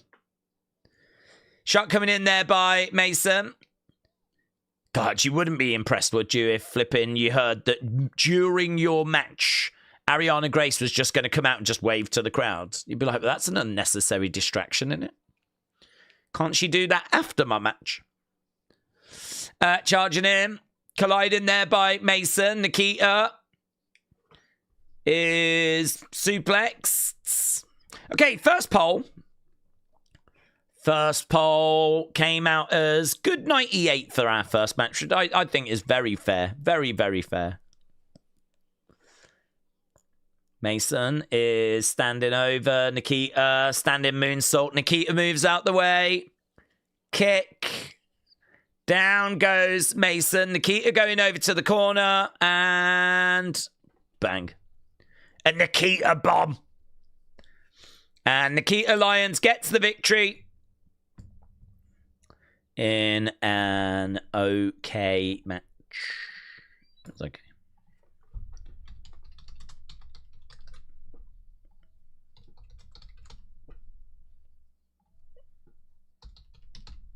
Okay, Nikita then picking up the victory against Mason Holiday. Holiday. Still no Mercedes or Tony. Nikita takes the win, said Wrestling Fan. Big win for Lions, said AB. I don't want anyone waving cocktail sausages in my face, says Trini. That's fair. Nikita is dancing around in the ring. Why does Nikita always look like she's drunk to me? Nikita acts like your embarrassing aunt at Christmas that's had too much wine.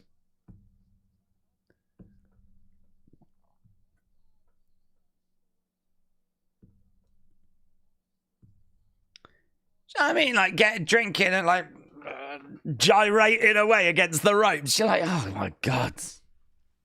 I think you've had a bit much. It's go! It's go! Let's go.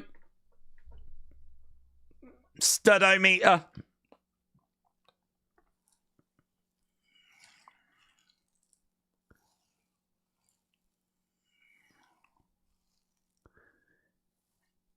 He wants a pump partner that's jacked and stacked.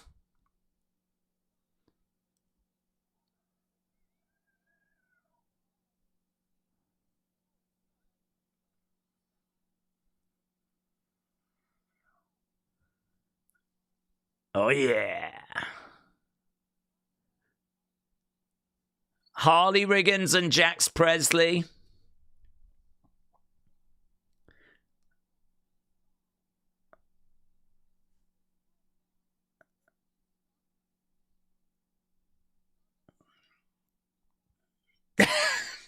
He's got 3,000 pairs of stud glasses. I want stud glasses.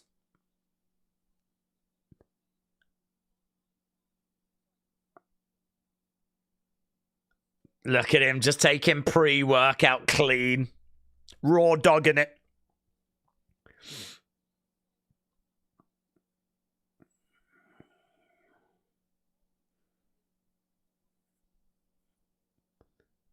So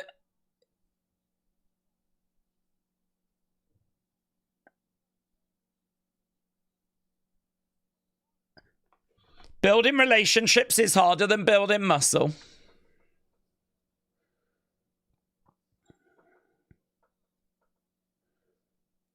The gain train. I find its goal so entertaining. It's goal.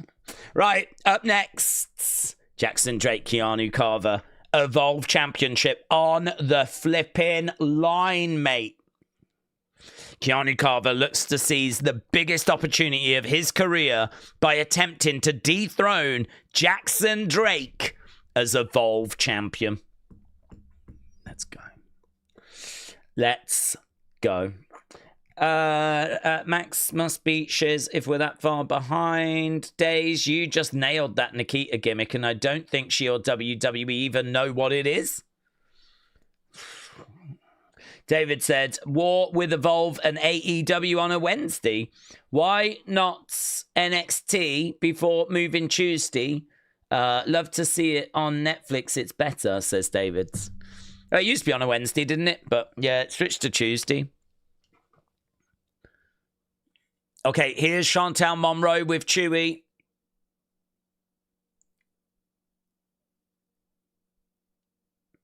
I just don't like Wendy, says Chantal. Yeah, they faced off last week, didn't they? And Chantal got the victory.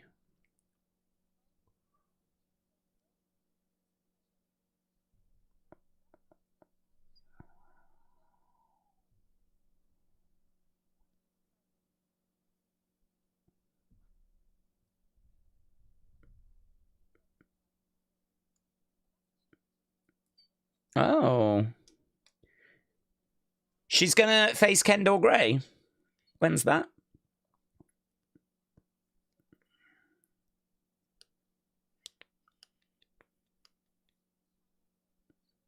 Kendall's murking Chantal.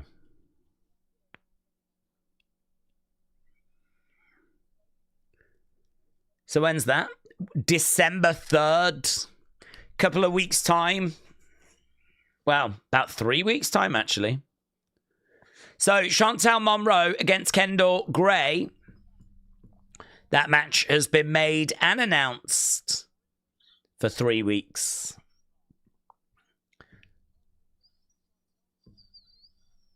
It feels like Lainey Reed is going to get an opportunity soon because she attacked Kendal, didn't she, on last night's NXT.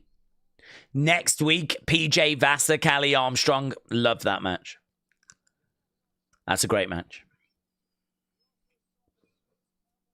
Also, next Wednesday, Timothy Thatcher is going to pick a tag team to go up against Riggins and Presley. Wonder who that's going to be.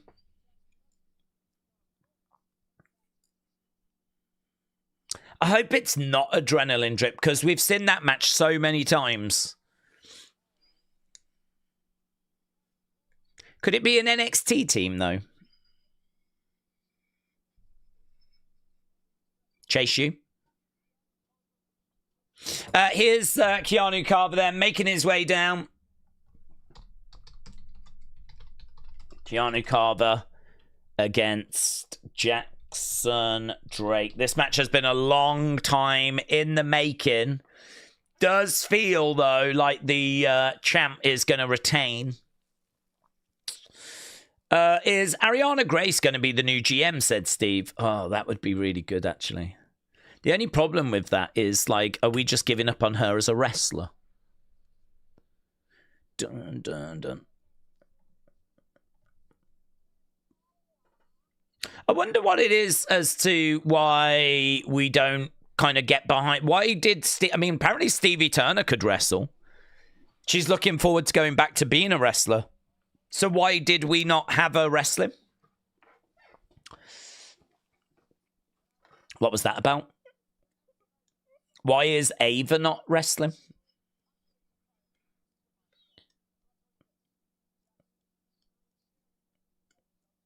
I mean, if you're not very good, I can understand. But surely, you know, it's been a while that Ava's been a GM. Surely she's improved. Surely she's still training and working and whatever. Okay, Jackson Drake is in the ring. Keanu's in there.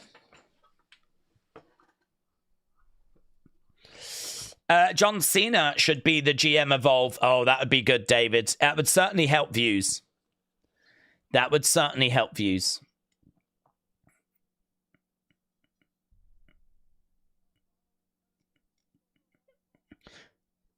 Okay, Blake Howard is actually doing the ring announcing.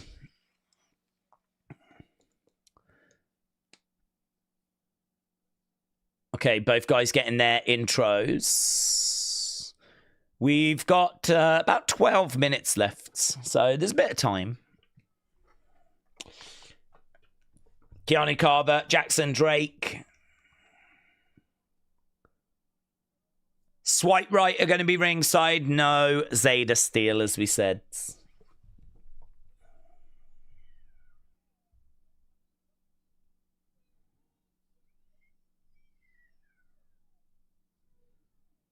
Jackson Drake. This is episode 37, apparently, of Evolve. We've watched 37 episodes of Evolve.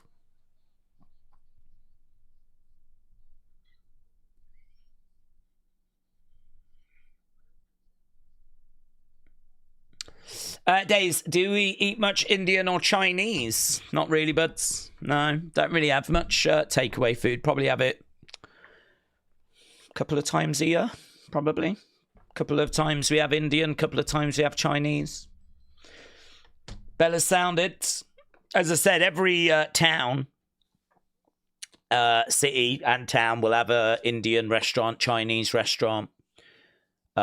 Indian food is massively popular over here, like loads of curries, tikka masalas, all that kind of stuff.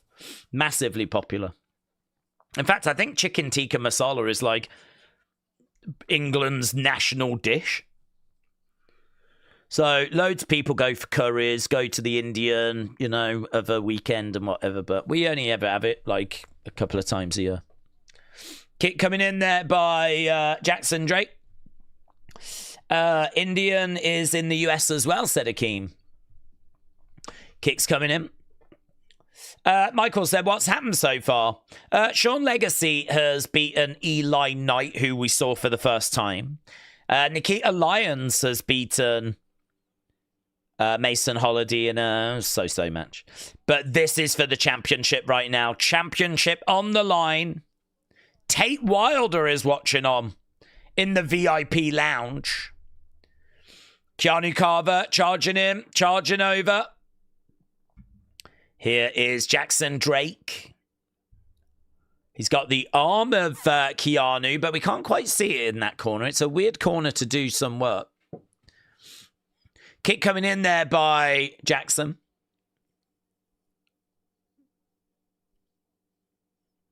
Okay, it's hard to see what he's doing. I mean, we're trying to get a cameraman round there, but Swipe Right are actually in the way.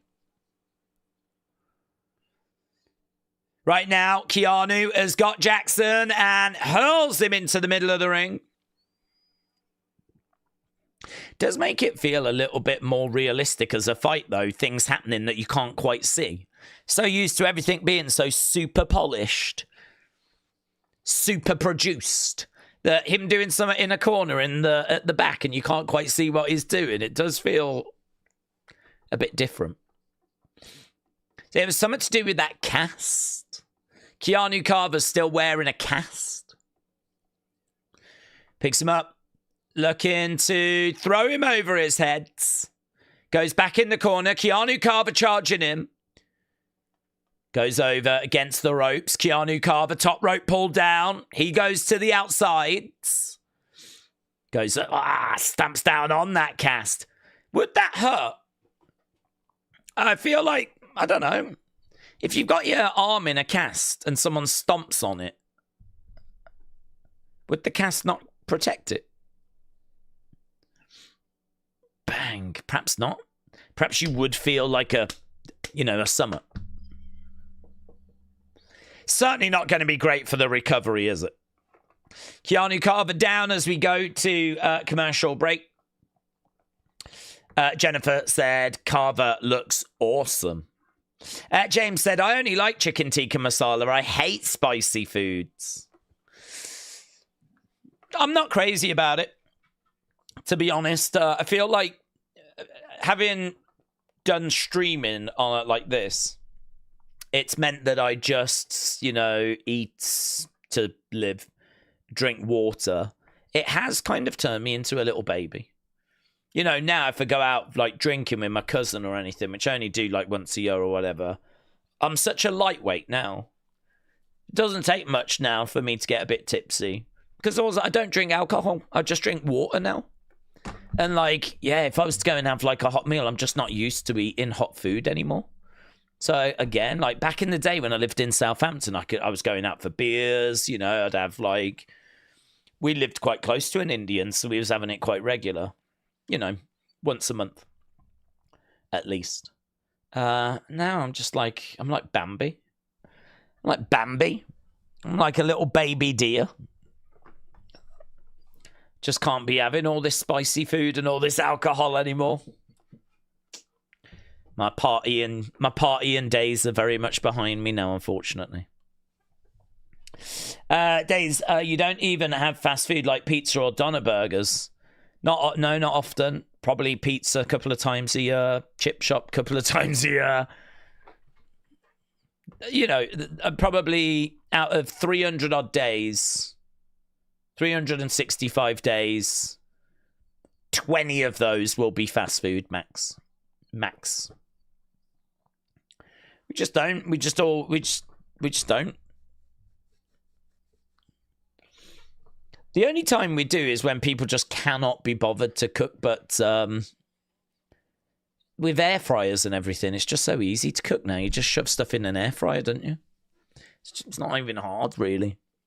We have a lot of chips and fish from air fryers, or put a pie in the oven with some chips, or tonight I had some chicken thighs with some sort of sauce on with a pasta bake. That's what I had tonight.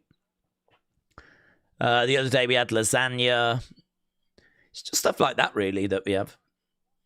We have spaghetti bolognese, meatballs some nights. It's just that. That's what we have. It's pretty it's not spicy. It's not very adventurous. It's, fish. We was going to have hot dogs the other day, but I got up a bit too late, too close to the stream. I didn't have them. So then what I have is a microwave little ready protein meal instead. That's all I eat. I only eat to live. Don't really eat for anything else. Charging over, collides into Jackson Drake. We are back with the action. Oh, look at that. He's so good with that fall away. He actually has his opponent and he chucks him over his head, but he stays standing, which is really impressive from Keanu. He's got Jackson up. Jackson on his feet, round the back. Keanu in the corner. Jackson comes in. Big boot. Right in the mush. Keanu goes down. Jackson right now has got that cast. And how long's he been in that cast as well? I feel I thought Jackson had just done a DDT there, but he hadn't. Yeah, we got about 5 minutes left in this show. And gotta say, Jackson's doing really well being in there with the big man, not just getting steamrolled. Keanu has got Jackson. Jackson, no, trying to fight out of this. Headbutt there by Keanu. Jackson goes down. Keanu against the ropes. Kick coming in there by Jackson. Over the other side. Middle rope. Oh, wow. That's good. He came off the ropes and he spears in midair. Oh, Jackson gets that shoulder up just. Yeah, look at that. Look at the blood. There's blood coming out of the mouth of Jackson Drake. Yeah, it was really good, that was. Bounced off that middle rope, and as he turned, speared in the air. Don't know how he busted his mouth, though. It might have been on the landing. He's still trying to get that cast off, isn't he? Like, oh, he has got it. Somehow he's managed to rip quite a bit of that cast. Kick coming in. It's not quite off yet. It's loose. Jackson Drake, top rope, springboard. Comes down on Keanu. Goes for the pin. 1, 2. Kick out. Shoulder up there by Keanu. Jackson Drake frustrated. He was hoping that was going to be it. The longer he's in there, the worse it's going to be for him. Big clothesline by Keanu. Big trouble for the champ. Jackson Drake going for a ride. No, he can't use that arm, can he? He's going to do it single-handed. Jesus! Oh, my God. Amazing. 1, 2. Did you know what? He should have won with that. He's just single-handedly picked the guy up, put him on his shoulder, and then slammed him down into a powerbomb with one arm. He just did it with one arm. Mate, if this match had got to the end, and that's, you know, he's digging deep and he does it, and everyone's cheering, bang, that should have been the finish. That would have been a great finish. Oh my God, Jackson Drake just went flying. Absolutely flying. I don't know how Jackson Drake's going to retain this title, but it's going to have to be shenanigans because he's just been powerbombed. Then he's just gone flying. Now we got Ricky trying to smash Keanu with that belt. Keanu grabbing Ricky Smokes. Bang, deals with him. He goes down. Brad Baylor trying to distract the referee, but Ricky Smokes is down. All of this is allowing Jackson Drake to recover. Jackson Drake trying to get up. Brad Baylor over the other side. Jackson comes over, knee strike. Keanu against the ropes. Here's Brad Baylor. Grabs that arm, smashes it into the corner. Jackson. Knee strike. That shouldn't put Keanu away, too. But it does. Yeah, I gotta be honest, I don't love the booking. I don't mind Jackson Drake winning, but that move putting Keanu away just doesn't feel right. Not after I've seen a single arm power bomb. And Jackson survived that. Also felt like the outside interference was a bit weak, honestly. I mean, all Brad Baylor did was, like, knock Keanu's arm into the ring post. It wasn't like a brutal beatdown whilst the ref wasn't looking. I'm not sold on it. Some really good moments in the match, though. Can't ignore that. But as a finishing way to wrap it all up, nah. Some good moments in the match, though. I don't want to sour the match itself. The match itself was fun, but I just think Keanu's such a beast. If you're going to beat him, you better do something good. And it wasn't really. I mean, that was quite weak in the corner from Brad Baylor. Running knee shot looked fine, but I don't know that it should be enough to put the big man away. Swipe right, getting into it with Tate Wilder and Sean Legacy. They're in the VIP lounge. I don't even know where Keanu Carver's gone. We do have some bickering. Either way, Jackson Drake holds up that championship. He's managed to overcome Keanu Carver, and that was this week's Evolve. Well, I really enjoyed a few elements of that. I thought there was some stuff in there that was really good. I like the show overall, actually. I mean, it was good to see Callie come out and PJ Vassar. That's setting up a match that I'm very interested in. I thought Eli Knight looked good, and I wasn't. My mind wasn't blown by the opening match, but I thought it was good. Nikita, it's just not working. But we'll have to see, if they can find a way of making it work. So Nikita beats Mason Holiday. Then, of course, we find out Chantal Monroe's going to get a title match in a few weeks' time, which is fine. I think Kendal will win that. And then some decent stuff in that main event match. But the finish was just not for me. Boom. That was Evolve. Licorice is effing vile, says James. That is breaking news. 7 out of 10 with the show, said David. Akeem said, I'm going 7 out of 10. Trini, you show up at James's door. He is going to pull you inside. You will get all the milk you could ever want. Hasib said, Daze, do we think War Games would be fun if the wrestlers fight outside and there was a roof to fight on top of? Yes. I do think that would be more fun. Wrestling Fan says 6. All Game 17 says 6. Kian said, who said that? Who do you think said that? Who do you think said that? Who do you think said that Trini can have lots of milk from James? Lots of James's milk. Who do you think said that? Ashkim said 625. Taker 1990 said 6.5. Jennifer said 6.5. And Kian, that is the correct answer. Ding, ding, ding, ding, ding. Well done. Well done. Is Evolve over, says Michael. Michael, it is. It just finished. And it was not bad. It was pretty fun, to be honest.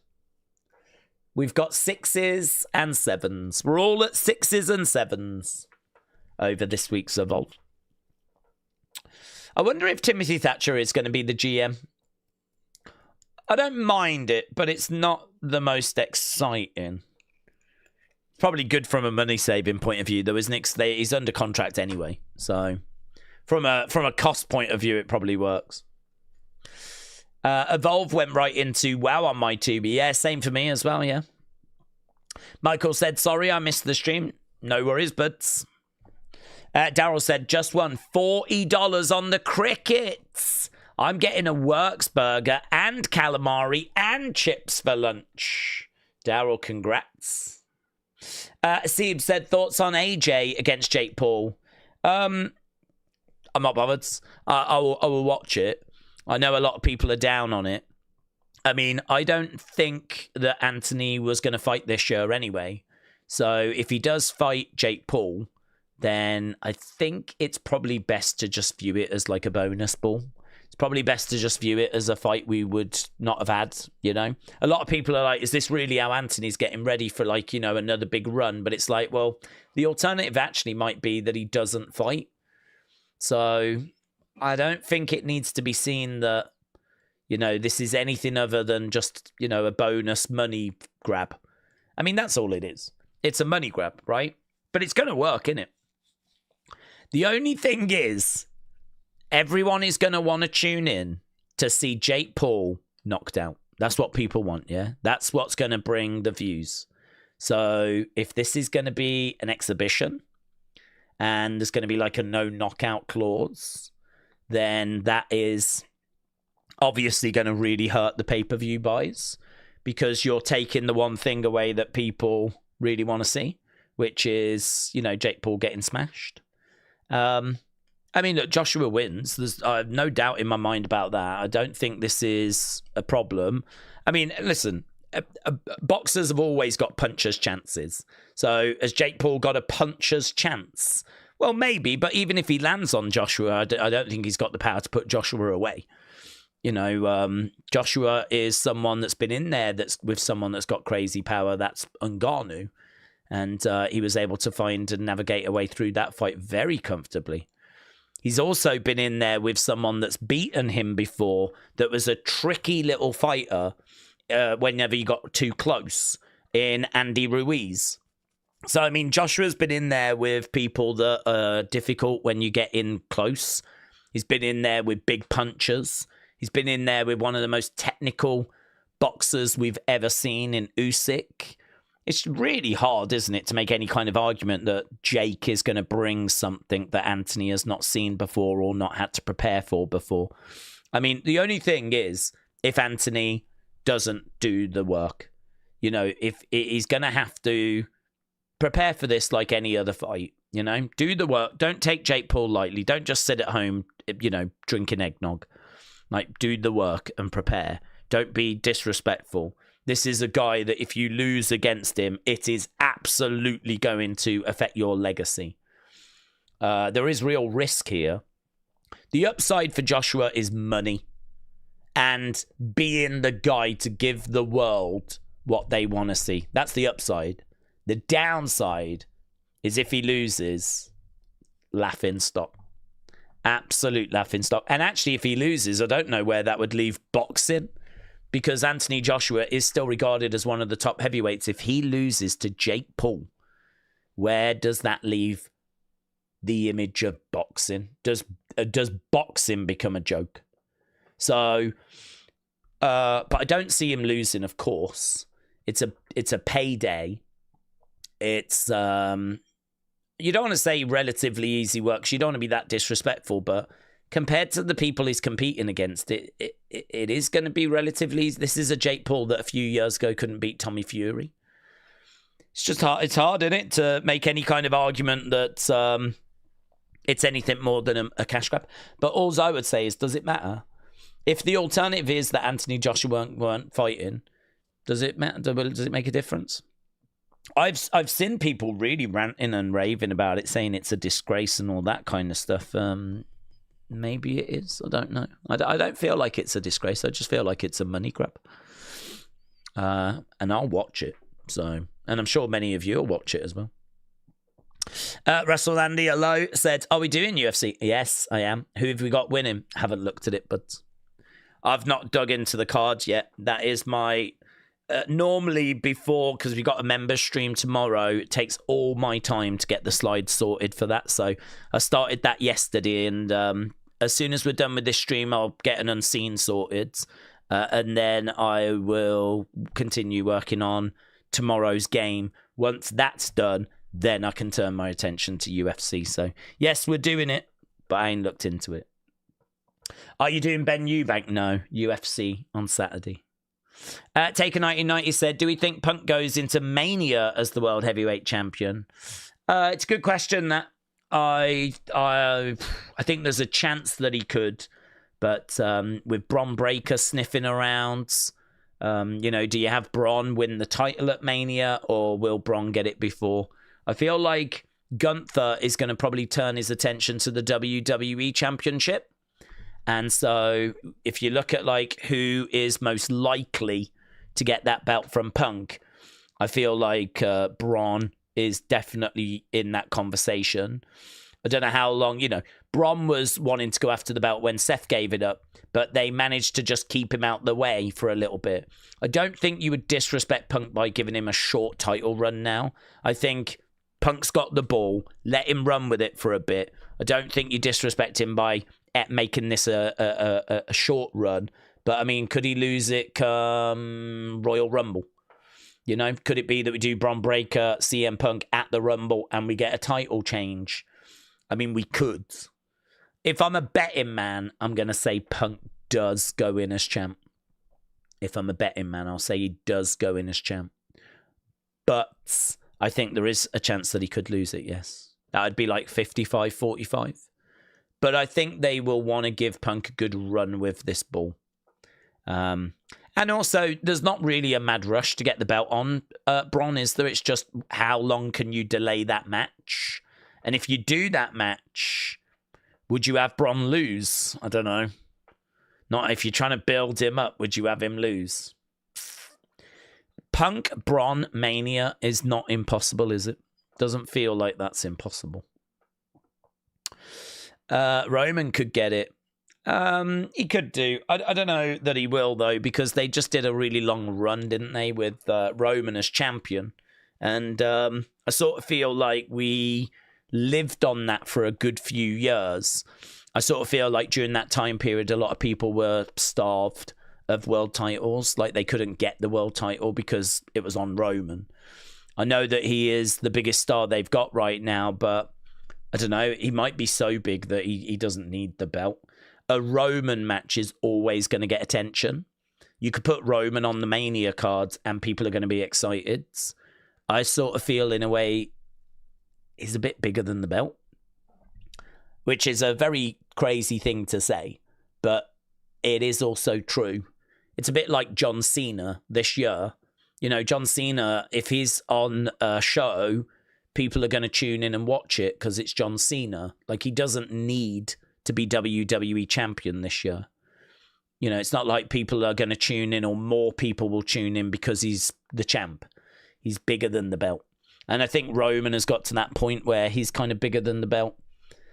So you could put the World Heavyweight Championship on him, but I don't think it makes Roman any bigger. And it actually takes that belt away from someone that would benefit. You know, like Jacob would benefit from having a run with it. People want LA Knight to have a run with it. I would love Sami Zayn to have a run with it. Bron Breakker needs to get a run with it. So, I don't know. Roman is one that I personally wouldn't put the belt on. I think the run that he will be remembered for was the Bloodline run that he just had. And I think anything now is really, let's dig into feuds. Let's give him some really interesting stories. The one we need to do is him and Rock. And that doesn't need a belt to, you know, be done. But we've got to do him against Rock at some point. I'd imagine that Saudi WrestleMania will have The Rock in it. It's just, will The Rock be taking on Roman or will he be taking on Cody? That's not next year, it's the year after. But I feel pretty good that we will get The Rock at that Mania. I think the Saudis, for the amount of money they're spending, will want The Rock. And, yeah. So that's 2027. Doesn't help us with 2026. But I could see us doing Rock Roman 2027. Do we think Sami is still favourite for the Rumble with the shake-up in the world title picture? Yeah, I think so. I mean, they've done everything they can, haven't they? They've given him a really good mid-card title run, which people really enjoyed. I think it's a shame it ended kind of when it did. I think you could have carried that on a little bit longer, got a little bit closer to the end of the year, because people were really enjoying it. So, you know, maybe we could have brought Ilya back. He could have had a few matches. He could have won the belt a bit further down the line. You know, we haven't done anything with Sami apart from a whole "you're not medically cleared" stuff. And now he seems to be getting into it with, like, MFTs. So, I don't know if we're going to do, like, a interesting feud to end the year with Sami, but whatever we're going to do now, I don't think it's going to be as good as the open challenge stuff. So I would have kept that going for a bit longer. But yeah, I think because the Rumble's in Saudi Arabia, it feels like he is one of the favourites. And you just look at the fact he beats Carrion at SummerSlam. He had that mid-card title run. You know, you just look at those kind of things and it does feel like they have been investing in him. So, yeah, I think that he is still, in my mind, the favourite. If it wasn't going to be him, it'd be Punk, but Punk's champ. Braun has got a chance, of course he does. Not saying that it's Sami guaranteed, but if we're talking about, you know, who's the favourites, I think I'd have Sami just edging it, yeah. Big Time said, I'm hoping we get creative with war game stipulations. I just watched AEW's version last night. They were very creative with different objects. It makes WWE look tame, soft, and PG. Completely agree. Are you interested in Eubank Ben? I am, because the first one was very good. I thought Ben's performance was incredible. He was just working. He was getting hit and punched, but he He just kept coming, and it was relentless. And I was so impressed with Ben's performance that, I am interested in it. I suppose the thing is, though, I've seen the fight, and it could go a different way the second time. But I think most people feel the same way that I do, which is, okay, we were desperate for the fight. We got it. It was brilliant. And, the rematch is not going to be as... You're showing me something I've seen. And even though the first one was really, really good, and I definitely do want to know the results, am I going to go out and spend money on a rematch? If there was nothing else on, then maybe I would. If there was no big UFC show this weekend, then maybe I would, and maybe that would be our stream. So I'm not saying I'm not interested. I am interested, but for me, there's no question as to what event I'm more excited for, and I am more excited for the UFC show this weekend. I think as well, the UFC show actually looks really special because it's two people that are moving up to try and win championships at a different weight class. Shevchenko, I'm a massive fan of Shevchenko. She's taken on Zhang Weili. I think that is going to be a really interesting fight. Maybe a little bit like the fights with Joanna and Zhang. It's going to be all action, lots of striking. Really, looking forward to that. And it could be something special. And then, our main event with Jack Della Maddalena and Islam Makhachev. Makhachev trying to get a championship at a different weight class. That's really interesting as well to me. So, championships, people moving up to try and win in different divisions. The card itself looks good. Leon Edwards is back. He's going to be competing. So, great to see him in action again. I think that card just really has grabbed me. And I believe it to be Madison Square Garden, is it? I think it's New York's card, isn't it? I think we're in New York. I think we're in MSG, which is, one of the special cards of the year as well. So it's not only a UFC pay-per-view, it's like one of the pay-per-views of the year. It's kind of like how WWE have got WrestleMania. They've got Backlash and WrestlePalooza, but then there's WrestleMania. And I'm not saying this is UFC's WrestleMania, but it is one of their bigger cards of the year. So, yeah, compared to that, there's no choice really. Plus UFC is free, and that's a bonus. That is also a bonus. Seeb said, how would we feel if The Rock wins the Rumble and then challenges Cody? Wouldn't hate it.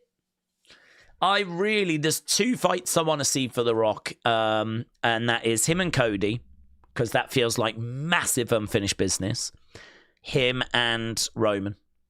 So those two fights I really, really want to see. So I'd be totally fine with that. I would be obviously a little bit like, when are we going to get Sammy to a world title? But I don't know that it ever happens. There's no guarantee that it ever happens that Sammy gets there. And there'll be plenty of people saying Sammy doesn't deserve it, all that kind of stuff. He's not good enough. He's boring, blah, blah, blah, that kind of stuff. I don't feel that way. I think he's very passionate. I think that he is one of the people I would point to if someone was like, who is this generation's Daniel Bryan? There's a few people you can point to. But in WWE right now, I'm looking at someone that's always delivering in ring, putting on really great matches. We saw that with the open challenges. I think he's a really nice person. I think he's, a fun person when put in the right situation. He was great in the Bloodline. He was the comedy guy in the Bloodline. And we've seen him do comedy stuff even outside of the Bloodline. He's someone that doesn't take himself too serious. He's likable. He's not like this big jacked guy. I think his look has probably held him back a little bit. He seems like the guy next door. But then Daniel Bryan was not jacked. Daniel Bryan was not the biggest of guys. And so he feels a little bit cut from that cloth. And so for me, I would love to see him achieve that, be that guy, have the chance, have the ball. Because to tell you one thing you'd get out of a a Sami Zayn title run is really good matches, and you'd get passionate promos and you'd get really good matches. I don't know what creative you would get. I'd have no confidence that you'd have great creative because that's just been awful all year, but at least you know that when it was time for the match, you'd get a great match. And that when it was time for the promo exchanges, you'd get fire and you'd get passion. And, you know, there's not loads more you can ask, really. I think, you know, his presentation is okay. You know, I like his theme music. And he has got that guy next door vibe, hasn't he? Which, you know, maybe is not the right vibe if you want to be a superstar. But it's, you know, is there enough there to get him to a world title? I mean, he is also not one of the top merch sellers. That guy next door vibe is limiting. But I'd love to see him achieve it. He certainly tickles my fancy. So, you know, if Rock was to win, there'd be no complaints from me. Him and Cody would be an amazing build. We'd have so much fun with it. That, yeah, no problem. But I would just be like, is there any way we can get Sami to a title at some point? Doesn't need to be now, but just at some point. Can we just, you know, even if we just gets there and then he's cashed in on, you know? I'd just love him to, on his Wikipedia page, have it. Just like how Finn Balor can rest easy knowing that he can always be introduced as a former WWE Universal Champion. Never defended it. And had it took off him 24 hours later. But he is recognized as a former, the first ever WWE Universal Champion. And so he can always be introduced with that. He can dine out on that. You know, that is an achievement that he achieved. He touched the mountaintop. It was just really unfortunate there was a landslide at the same time and he came tumbling back down immediately. But he did touch the mountaintop. I'd like Sami to do that.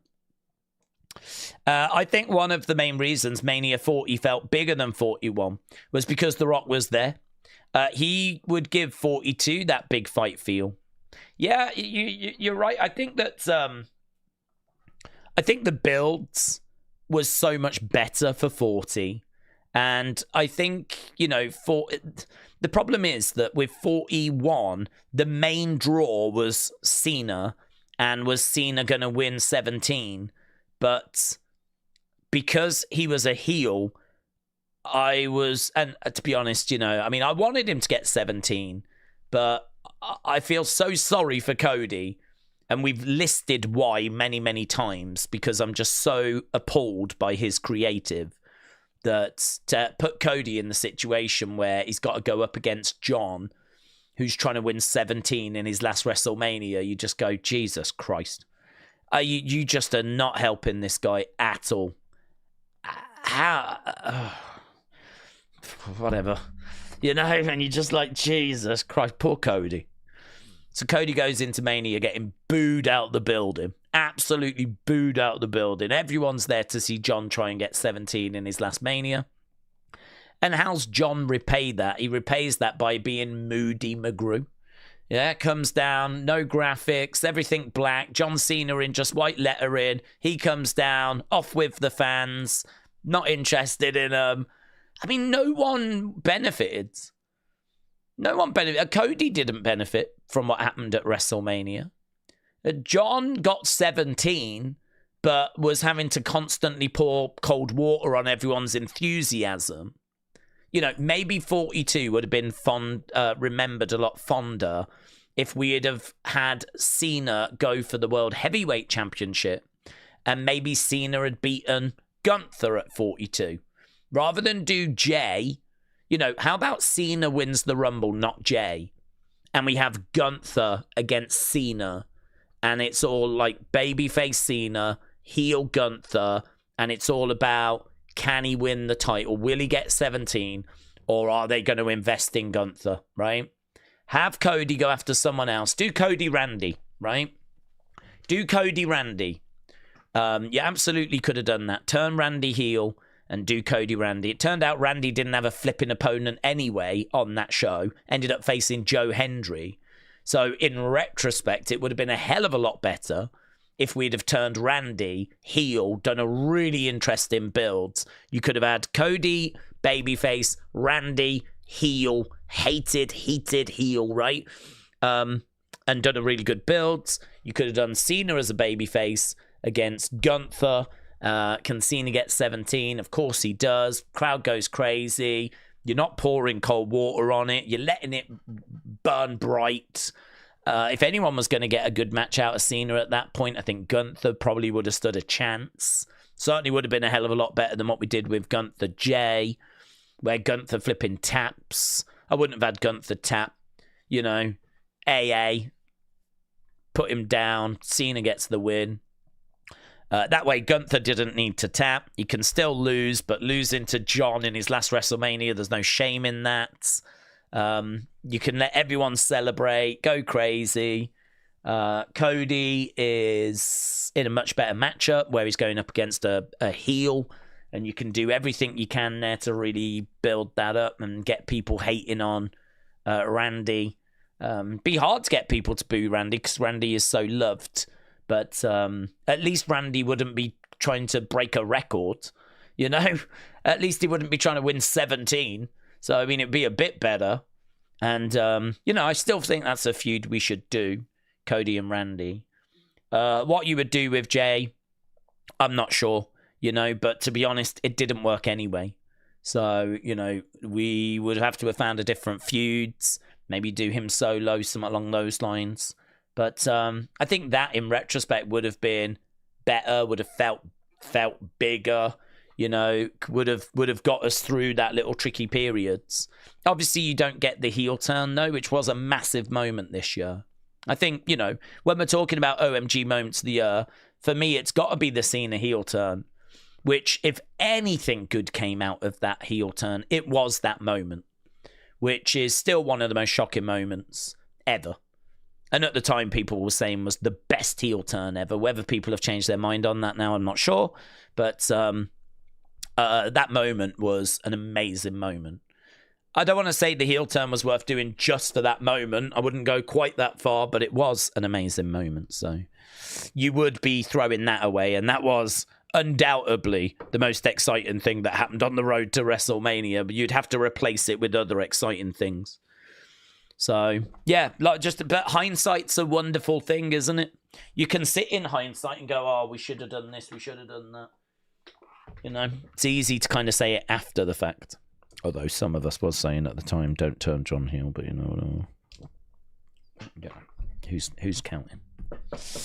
Daze, it's much of a coincidence that AEW does Blood and Guts 2 weeks before WWE's version. They announced it in October, but WWE was a year in advance in San Diego. I don't know. I mean, WWE War Games came after Blood and Guts, didn't it?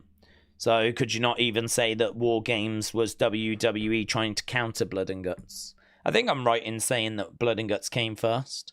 I mean, obviously War Games was being done sort of in NXT, but it was Triple H that brought it up to Survivor Series. I'm not bothered. I just think that War Games for a long time has been mid. I'm just, you know, even when it was in NXT, I was not crazy about it. So when it came up to Survivor Series, I was really not thrilled, and I've continued to not be thrilled. I don't moan about it. I don't hate on it. I think, you know, it's had some nice moments. I enjoyed, like, the Bloodline working together in it the other year. That was pretty good. But I don't know. Yeah, I just don't disagree with you. I think that it is PG. I think it is quite lame in comparison to what AEW put out. But whether WWE care about that, I don't know, because they probably look at how many views Blood and Guts gets, and they're like, no one's watching it. You know, in comparison to how many people are going to tune into Survivor Series. Like, most of our fans aren't even watching Blood and Guts, so it doesn't even matter. So, you know, we can give it a structure. It's 2 rings. I mean, if you're a kid and you see 2 rings side by side and a cage that goes round it all, that's quite exciting, isn't it?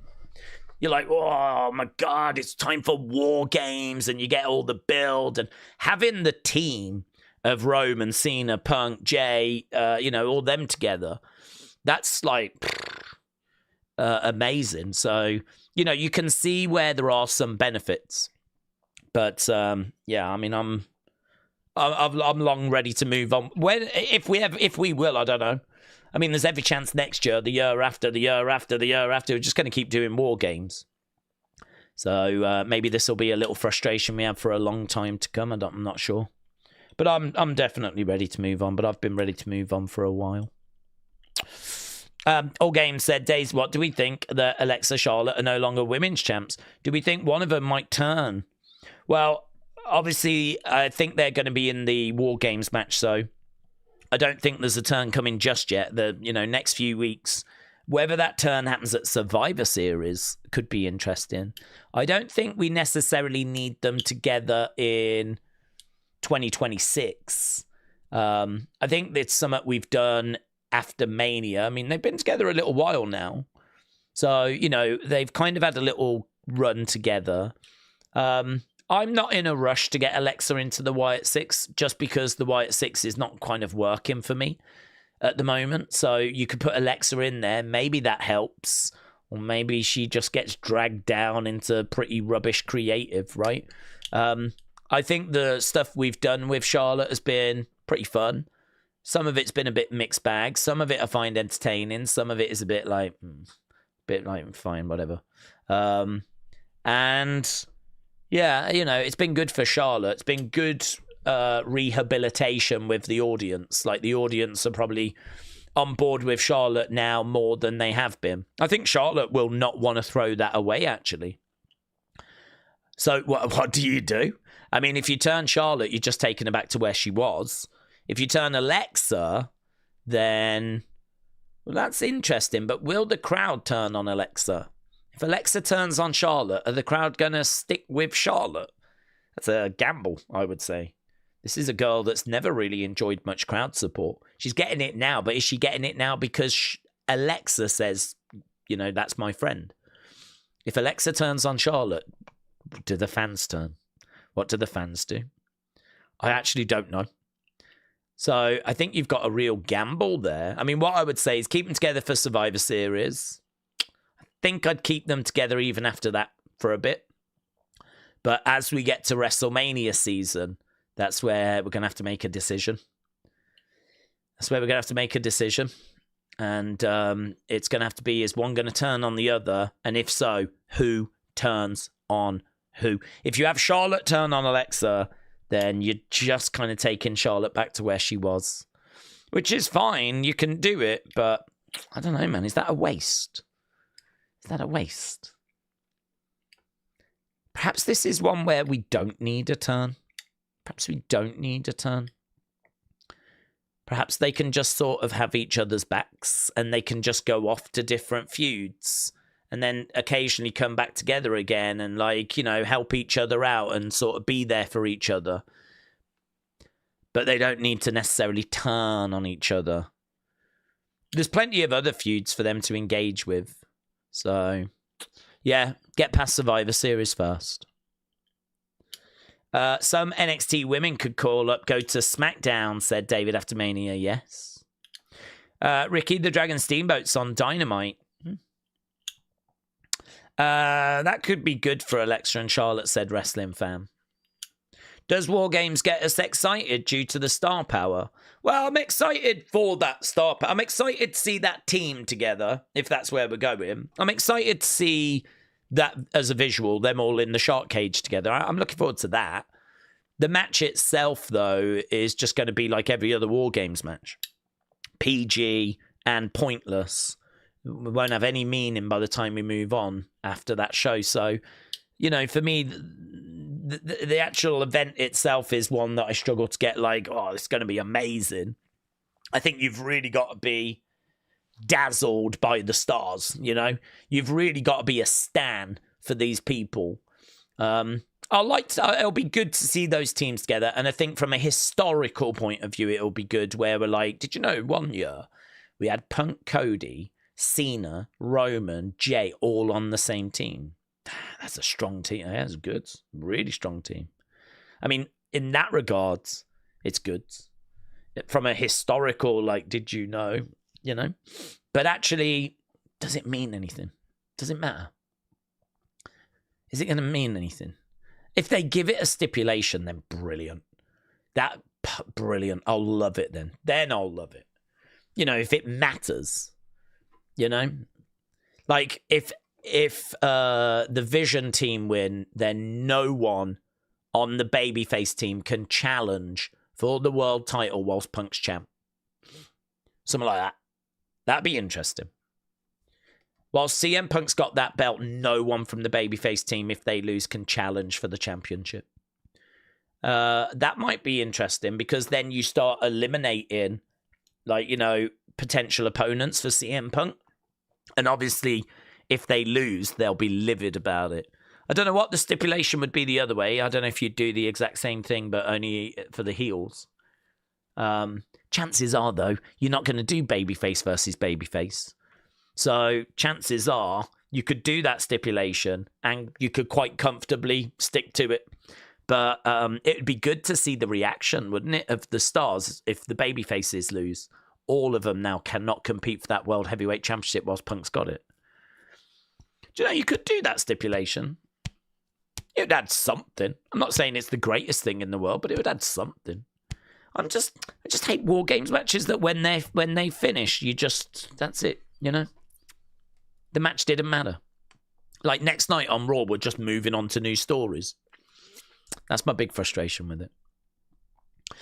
All Games said, I really wish in 2026 we could have a draft because things do need changing, especially with what's going on creatively. Hasib said, would we be down if Punk turned heel in the match? We don't have loads of heels. Don't know. You'd need to know where you were going, honestly. I mean, if your plan is to do Braun as, say, Punk's opponent, then you don't want to turn Punk, do you? But if your plan is to do Sammy Punk, because Sammy's winning the Rumble, well, then a Punk turn would make sense. So I think without knowing where we're going, it's hard to say. It's hard to say. I think you would probably want to know what your WrestleMania plans are first. It should be Raw against SmackDown, and then the winning brand get the Night 2 Mania main event, says Wrestle Andy. That only benefits, though, the people that are in that match, doesn't it? That's the only thing. And if SmackDown win, that means the WWE Championship's main event in like it normally does. So, don't know. I like the idea. I can't remember who said it, but someone said about the winning team going to a tournament. So you have like, for example, let's say the babyface team win, yeah? Then what that means is Punk's the champ, Cody's the champ, and then you put the other three in the tournament. Maybe you add, like, you know, LA Knight in there as well or whatever. There's a surprise spot. And so you do 2 semifinals, winners go to a final, winner of that gets a title opportunity. So that way the people on the actual team benefit. Like, they win something, which is they get to go into this exclusive tournament where the winner of that will get the next title opportunity. And maybe that's how you find the challenger for the Royal Rumble, which I thought was very interesting. Very interesting. When it comes to WWE having 30,000 tickets sold for Survivor Series, is that purely for War Games? Because then you kind of have to deliver. Well, I don't know. I mean, I don't know that it's anything to do with War Games. I mean, Survivor Series is a big PLE, isn't it? I mean, honestly, if you was to get rid of War Games and replace it with something, because you would have to replace it with something, I couldn't sit here and say that we wouldn't have still sold 30,000 tickets. You'd still have the same stars being used, and you'd have whatever the replacement was.